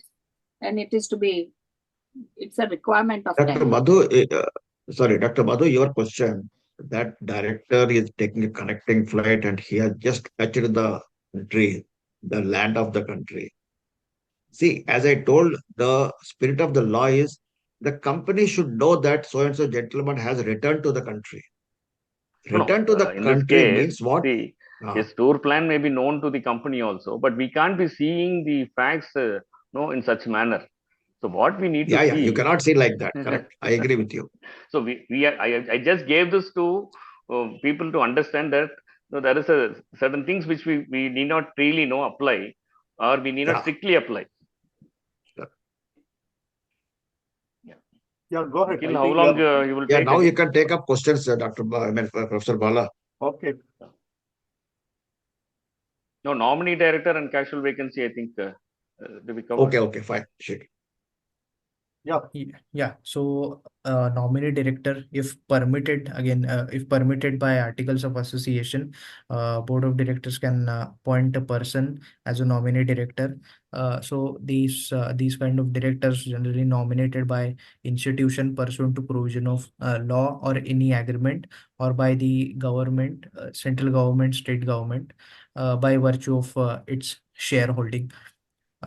In case of casual vacancy director, in public company, if director vacates before the term expires, casual vacancy to be filled by the board of directors subject to the provision of articles of association and subsequent approval by members in immediate next general meeting is required. Then the person so appointed shall hold office only up to the date of up to which the original director in whose place he is appointed would have held office if it had not been vacated.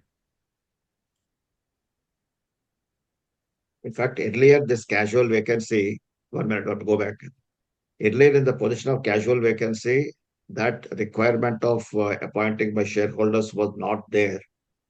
Because of that, what happens is that, I mean, whatever the remaining term is there, which may sometimes be 2 years also, but the director's appointment is not coming before the shareholders for appointment. This is an amendment act, I think Companies Amendment Act 2017 brought this particular requirement that in case of casual vacancy also, the director is to be appointed in the next annual general meeting of the company.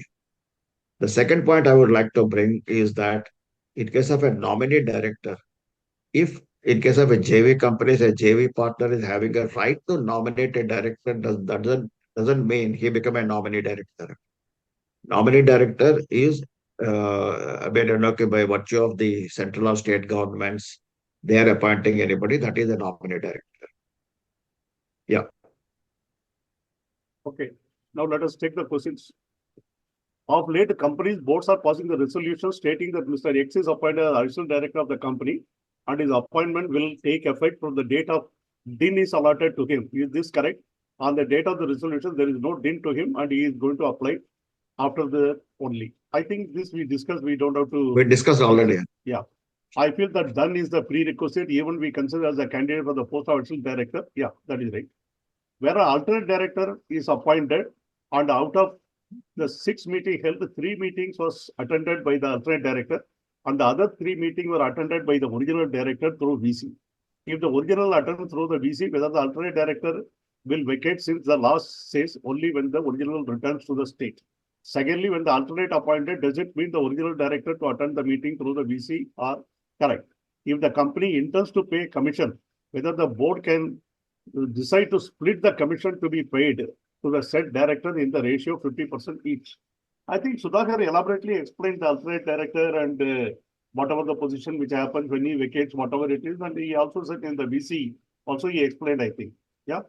Anything Only thing is that, Bala, I would like to answer the last question which I have not addressed. Commission. In case the original director is there and an alternate director has been appointed, can the alternate director and the original director both can be paid the commission? Answer is yes.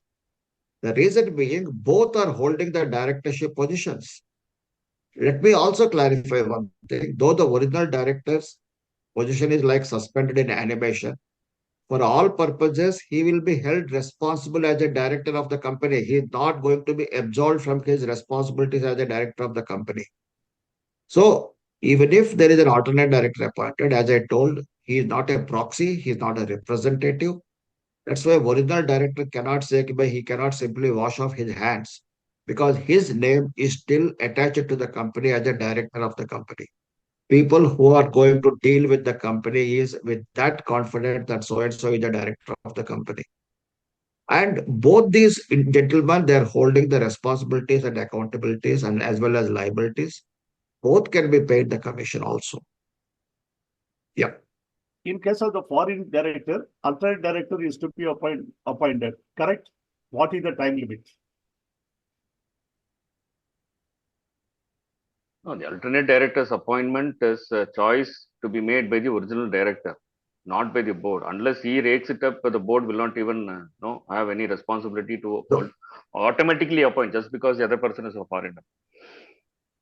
Yes, sir, I slightly differ here, Dr. Madhu, because it is not a choice of the original director. It is the prerogative of the board to appoint the alternate director. Original director cannot say that, look, I am going abroad till the time I return, my wife will be my alternate director. He has no right to say like that. Whether to appoint an alternate director or not to appoint an alternate director, as per the law, it is a prerogative of the board. Yes, I agree. It's a prerogative. Board only has to appoint, but whether a person should have an alternate director is a choice to be made I would say mostly by the person who is going to be absent, and as well as by the board, because the board, if it feels that it is going to be deprived of this person's participation, and if they want somebody else to fill in his shoes, it is up to the board to decide and to see whether that person can be substituted by somebody else. That is okay. I Sir, fully what agree you that say it's the board. practically it is correct. Legally, what I say is correct. Now, what you're saying is correct, but practically what happens is alternate directors, his appointment is suggested by the original director, board examine and appointment takes place by the board. Because the inability to participate or inability to contribute, the board would not know unless the original director says. Yeah, that's right. A stockbroking company can appoint a director subject to approval of the stock exchanges of which he is the member. For this purpose, copy of the board resolution has to be submitted. Once stock exchange approves, the director can be appointed. What should be the date of the appointment in such cases? No, in any appointment where the appointment has to be approved by a regulatory authority, unless the approval comes, the question of appointment does not take place.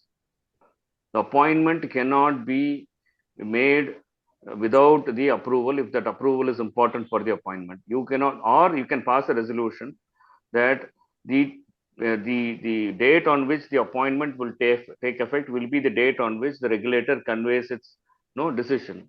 But passing such kind of a resolution will not really help you, because you cannot take it for granted whether the regulator will approve in first place. So let the approval come, because we are talking about a director's appointment on the board. It is very important. So we cannot take it very casually.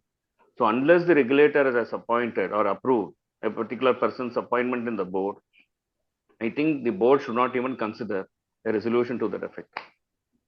Is there any legal term of public interest director? Not in India. Of course, you have this superseding the board by government. So wherever no government supersedes the board, they are all in public interest only. Those directors are appointed, but they are not called in that fashion. Wholly owned subsidiary listed company is exempted. Is it correct? Yeah, what is the question? Only one subsidiary is exempted, whether it is a listed company, unlisted company, immaterial. As per the section 149(6), independent shall not be related party to the promoter of the company. So what is the meaning of the scope of the expression related to the promoter under Companies Act 2013? And the promoter of the company is the company where independent director of a promoter company can be appointed as an independent director in the promoting company. Sir, both the concept of related party and relative is all defined under the Act. So if you are falling under that definition, you are related. As simple as that. The Companies Act provides for the definition of these terms. Okay. Can you please take the date of the example, date of appointment, completed tenure, etc. I think this is talking about the term that you talked about it. Okay. If in AOA, the rotation of the director is 1/3 of such a director will retire by rotation. Now, how the calculation of 2/3 of the total strength of the criteria of selecting the director in 2/3 is not given in section 152(6). First is to calculate 2/3. Only if you calculate 2/3, the remaining will be 1/3. And again for retirement, you have to calculate 1/3 on 2/3 only. As simple as that. So the focus is on 2/3 always, because those are the directors who have to be appointed by shareholders. 1/3 of 2/3 is for the retirement purposes. The balance 1/3 is where you have the privilege of appointing non-retiring directors. Our company converted from private to the public limited company and got listed.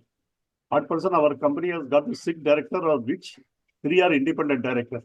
So out of the remaining 3 directors, 2/3 will be liable for the rotation, that is 2 directors. And out of the 2 directors, 1/3 will be 1. We are proposing 2 directors to retire by rotation in our first AGM after listing. Reason being, as 2 directors were not appointed in the general meeting after becoming a public company, and their appointment were made when company was actually provided. Will that be okay?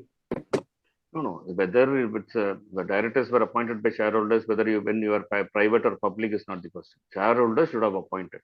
the status of the company does not matter. If shareholders have appointed directors, and when you are a private company, when you become a public company, those shareholders those directors who have been appointed by shareholders are liable to retire by rotation. As simple as that. So the status doesn't come into play here. During the cooling period, the director must not associate with the company in any other capacity. Means a firm in which the director is a partner, can a company avail services from such firm? No, whether this question is asked from the aspect of independent director. In that case, then this question is wrong. That is not mentioned here. He only says cooling period of a director. The cooling period comes only for independent director. We can presume that it is an independent director. Yeah. It is there mentioned, that firm should not get more than 1/10 of its revenue from that particular company. No, that is for professional services, consultancy. Yeah, professional services. I presume that this is professional services. Can we appoint a person as an internal auditor during the cooling period of the company? Do not want to reappoint him as an independent director after completion of the cooling period. Not at all. The shareholders who appointed. See, in this question, they don't want to reappoint him as an independent director. Then where is the question of cooling period? They don't want to reappoint him. Let him do whatever they want to do. Let him appoint the next day as internal auditor, no problem. I understood as though during the cooling period he is being appointed as. No, the question started with the cooling period. That's it. I heard like that. Yeah. The question was framed like that. The shareholders who appointed the ID initially for a period of 2 years realized that the ID is to be continued and changed in the initial term of 2 years to 5 years. The change occurred before expiry of the initial 2 years. Is this correct? No. No, it cannot be. When you say a term mentions whatever the term is, that's all. Because once you change it, it will be a reappointment. Correct. Yeah. If the tenure of the director is expiring in the year 2024, the board meeting has passed the resolution for his appointment before March 24, but the members' approval is received after March. If this valid term of approval is to be interpreted as a proof of approval, of the prior approval. Shareholder approval is to be obtained before his term expires. That means before March. Yeah. So in the previous AGM, they would have anticipated this. In the previous AGM, they would have reappointed him for another term of 5 years. Does independent director first term required approval from the shareholder as well as by passing the ordinary resolution? Yes. Yes. First term is by ordinary resolution. But the guidance note mentions that the term of the additional director is effective from the appointment of the board. So does it mean that the board has the power to appoint, albeit subject to the approval of the members? Yeah, this is a very First big term, question. yes. Yeah. First term, yes. The problem is that I said the language of the provision. So that is where this confusion all arises. I think the provisions under 150 subsection 2 needs to be amended. Because until that is amended, you can decide on both ways. The board can appoint, shareholders can appoint. Alternate interpretation. So in some of the companies, resolution appointment of the ID is passed by the board meeting before the expiry of the second term, subject to approval of the shareholder general meeting. And in such cases, the date of the general meeting might be falling after the expiry of the second term due to certain pressing circumstances. That is what I think Sudhakar said actually. It is all happening, but so far the regulator has not come back. Yeah. Then, sir, if there is a contravention in the company law and SEBI LODR, which one will the company should follow? Both. Because Companies Act is supreme. LODR is required for your continued listing. You have to follow both. LODR is normally stricter than Companies Act. That's it. LODR. The regulator has got to pass the adverse order in such a scenario. Yeah, that you said actually. So a CA with the 10 years of the practice don't need to pass the examination. I think you're talking about the proficiency test. A company which is statutorily required to appoint the ID, but appoints, in that case also whether eligibility is required to be ensured. And eligibility is definitely required to be ensured in any such appointment. Director elected by the small shareholder, section 151. How the small directors may know this? No, it's a small shareholder, not small director. Yeah, small directors should be. Yeah. In fact, the small shareholder directors, yes, said no, actually, the small shareholder director is either company can appoint, they will publish the information, or Yes. otherwise the people have to move and get it appointed. He explained that in his presentation. Director elected by the small shareholder, section 151. How the shareholders may know the provision of section 151 unless they are informed by the management. Also, please explain the duties of the director under section 151 to protect the interests of the small shareholders. Oh, see, this For small all shareholders. purposes, for all purposes, he is a director. Yeah. The thing is that he plays to a limited gallery of small shareholders because he is kind of a nominee of a small shareholders. So he has to be very clear whether any minority interest is going to be compromised in the decision making. That's it. In fact, this concept has not really taken off well. I think I've come across only two companies where they have appointed more on an experimental basis. Generally, what happens is that it doesn't really help the company when you have a small shareholders director on the board, and it is almost like trade unionism of the board. So generally, companies see you cannot just like that appoint a small shareholders director. You have a lot of eligibilities to go through. So the majority shareholders would not permit if such a suggestion comes, because majority is with the promoters have the majority. Where if it's a promoter driven, so they rule the roost.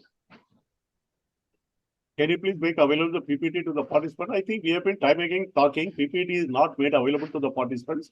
The recorded version of the webinar is available from the YouTube. You can actually access it, which contains the PPT.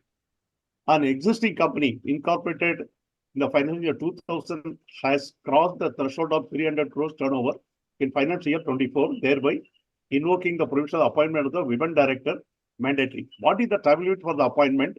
A, is it 3 months or 6 months?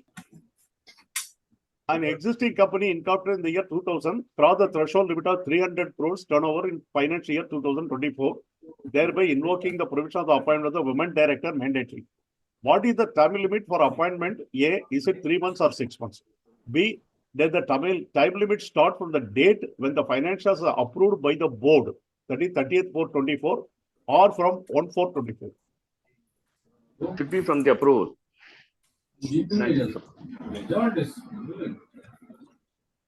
In government companies, there is a common practice that the government notify the bureaucrat as a director and they take charge of the PSU as the director even without having the DIN on the basis of the notification. Subsequently, they obtain the DIN. In such cases, what should be the date of their appointment as a director? MCA autofill facility also does not restrict the date of the appointment from the prior date. How to deal with such a situation in the government companies? See, DIN is common to all. I don't think there is any exemption for government companies. Okay, so the law which applies to a non-government company applies to a government company also.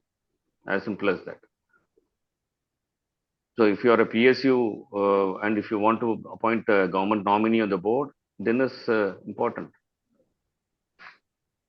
Does compulsory retirement or a director by rotation also apply to the independent director on the board? I think we discussed they are not liable for retirement.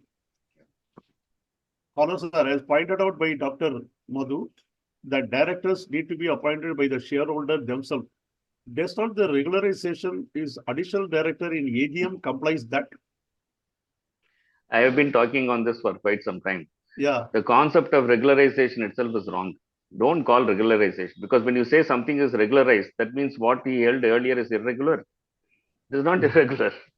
I don't know from where this regularization thing came, because it has been widely used now. Yeah, the law doesn't. Widely used by all the people. It is wrong actually to say something as being getting regular, because an additional director's position is for a specific term which is prescribed by law. So if the additional director is going to hold office up to the date of AGM, that position is a privilege which is provided by the Act conferred on the directors, and the directors use that. Right. So that is not irregular. It is perfectly regular. But if you want the same person to be appointed at the general meeting, Then you have a process which is under 160, you have to follow, and accordingly you can appoint. So by appointing a person who has been an additional director in the general meeting is not regularization. That director is getting appointed by shareholders now. That's it. So he is a non-retiring director earlier. Now he becomes a director subject to retirement by rotation. As simple as that. So please don't use the word regularization. It is not an import of law. It is actually misleading actually. When you say something is regularization, as though something was irregular earlier. Somebody has said here, excellent. Had there not a mistake of the example, we would not have got such an insight. Such intentional mistakes are welcome occasionally. I think it was regarding the director retirement rotation, which Sudhakar explained. That's what he's talking about. Then why managerial remuneration provides say 3% limit if no MD, WTD manager, either the board, it's implied that there can be a MD, WTD manager. Please take up. I think we are going to discuss this managerial remuneration separately. We will discuss elaborately that time. In case of the deemed public, which is a private companies, do we need to appoint 3 directors, 2 directors will be sufficient. If we are required to appoint 3 directors, what about the number of members? Do we need to increase the number from 2 to 7? A director need not be a shareholder. So directors can be separate, shareholders can be separate. Yeah, I think he's talking about that. No, if I understood this question correctly, a private company which has become subsidiary of a public company, for all purposes, it is a public company. It may continue to have the word private in its name, but for all purposes, it is a public company. It has to have 3 directors and 7 shareholders. Yeah, that is what I think this question relates to that only. Yeah. What is the relevance of the common post-COVID era? Anyway, alternate director has to attend physically. This also we discuss elaborately, I think. Yeah, correct. The example shown in the slide of the director liable by rotation, the components the board is in a compliance with the provision of the CA 2030 because the example 7 out of the 11 are not labeled by retire by rotation. Somebody has actually put it. Okay. Can observer be appointed by the independent director? I didn't get the question, sir. Come back. Can observer be appointed by the independent director? Why as independent directors? What is the question? This question has no relevance. Can observers be appointed as independent director means what? He is a director for all purposes. Can independent director appoint an observer? Then what is the purpose? I think probably that is what it means. Yeah, then what is the use of independent director attending the meeting? Why is it? It is not a cricket match for the gallery to sit and see. What is the procedure for alternate director resignation? Would the original director resume his duties? Also, post his resignation, can the alternate director be appointed as alternate director in some other director other than the original director in any subsequent meeting? Yeah, that is possible. See, this is what I said. There is no question of any resignation. It is automatic vacation of directorship by the alternate director. Yeah, somebody already said Sudhakar. On the alternate director, Sudhakar views are meaningful. Companies follow the concept of the observers and the permanent invitee that he said. See, we have studied the laws of agency. Qui feci per alium fecit per se. That is, he who acts through another is deemed to act himself. The original director acts through the alternate director. So the original director, anything affects the original director will affect the alternate director also. If the original director retires by rotation and if he is not getting reappointed, the alternate director cannot continue in office. As simple as that. Correct. But sir, what is the harm of original director? He is also attending in the virtual board as a director along with his alternate director. Yeah. It is not a non-compliance. It is a non-compliance, but what to do? The law is, that is why we debated that law has to undergo a change. Which law only says... I told Bala, I say the original director can attend the meeting with the permission of the chairman, okay? But not in the position of a director, but as an invitee at the master. Yeah, you elaborately discussed this. In virtual meeting era, alternative director is out of date concept. That I think we discussed elaborately. If director has not attended any meeting during the 12 months, what is the status of this directorship? Automatic vacation. He loses his directorship. That's all. Next webinar we'll learn. Yeah, correct. The director has attended one board meeting. That is, we have said actually. The director has to attend one board meeting 12 months, but has this to be physical or it can be virtual also?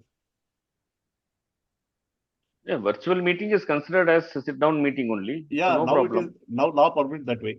Yeah. In that case, even the territory custom waters are in India. No need to step on the land physically.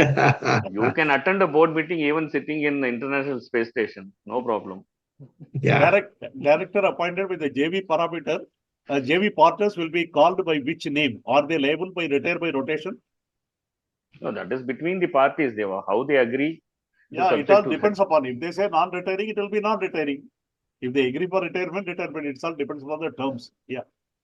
He is a foreign director and he stays in UK. That also you said actually, by staying in the foreign director does not mean automatically. Yeah. Whether the independent director is related party as per the section 276 of the Companies Act 2013. Come on, yeah. We should not be answering such questions. See, this is the problem. This gentleman, whoever has asked this question, I please request him that pick up the Companies Act, read it thoroughly. Suppose if I say he is not a related party, or if I say he is a related party, can you take it as a gospel truth?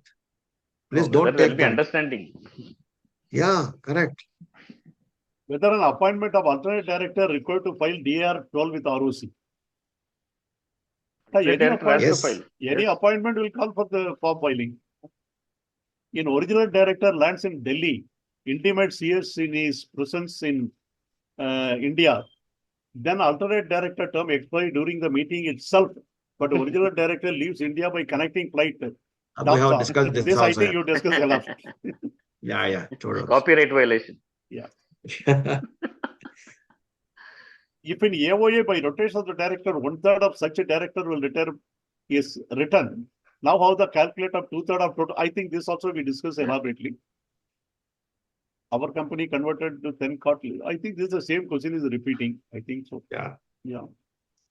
Whether the company take a loan from an independent director?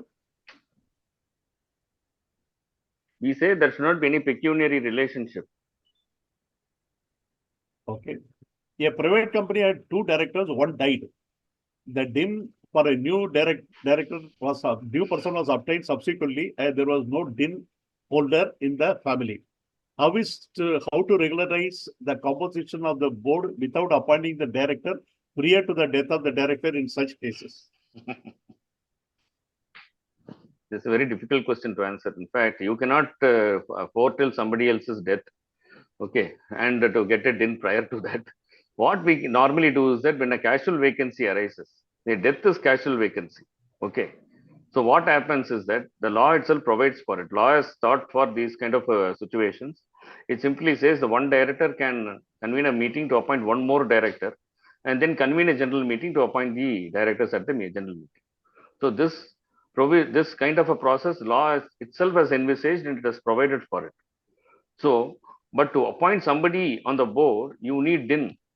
There cannot be any exclusion or exception just because there is a death and casual vacancy has arisen. The incumbent director need not have DIN. No, such situations, no. Even such situations don't exempt DIN. You need to have DIN. You have to spend some time to get DIN, but you have, that is why the gap between 2 board meetings, you have 120 days, and you have to somehow achieve within that. Or if you are a small company, then you have a lot of time, 6 months. So it all depends about the nature of the company and the steps that should be taken and the time limits. All that the company has to manage. 10 years of the practice of CA in 2 different will be considered for exempt of the independent director enrollment.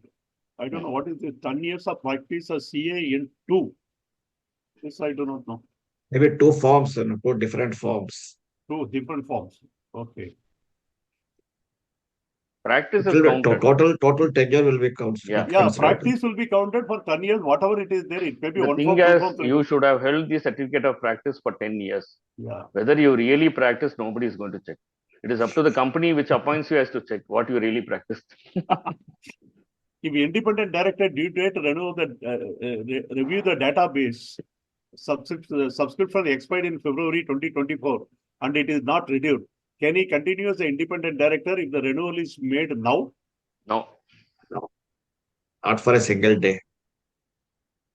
The general manager, any executive post held by the RBI also exempted to give proficiency test. I don't know how relevant this question is here at this here. In the era of the director participating through the ZAVM, is there any signal alternative? This we discuss elaborately. One same independent director can hold the position as the manager of employees of the company. Again, Companies Act, please pick up. How can an independent director be the manager? See, because I think we need to have a editorial board to get to the questions. I think certain questions should not be permitted to be asked. Yeah, correct. This is demeaning actually. No, we are wasting With time. all due regards to the concerned person who has raised this, that means they are not reading the act at all. Just asking any question. I don't know. Similarly, there is another question like that. The same independent director become a member of NRC committee or audit committee. Requirement they should study. Ignore this kind of questions here.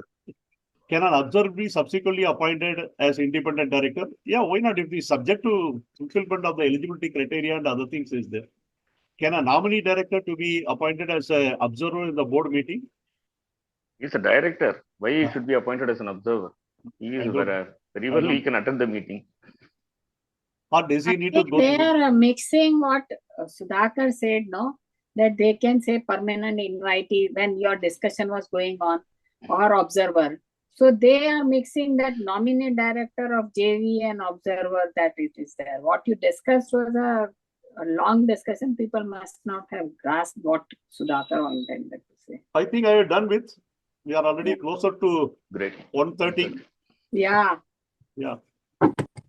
I think, see, what I suggest is in the next webinar, we can take the remaining part and add a few more things, about relating to directors. And Dr. Madhu, if your time permits, next Saturday, can we request you next Saturday, to also join? In fact, I'm addressing the PDP of our Coimbatore chapter in the morning. Okay. And I'm addressing the ICMA chapter in the afternoon.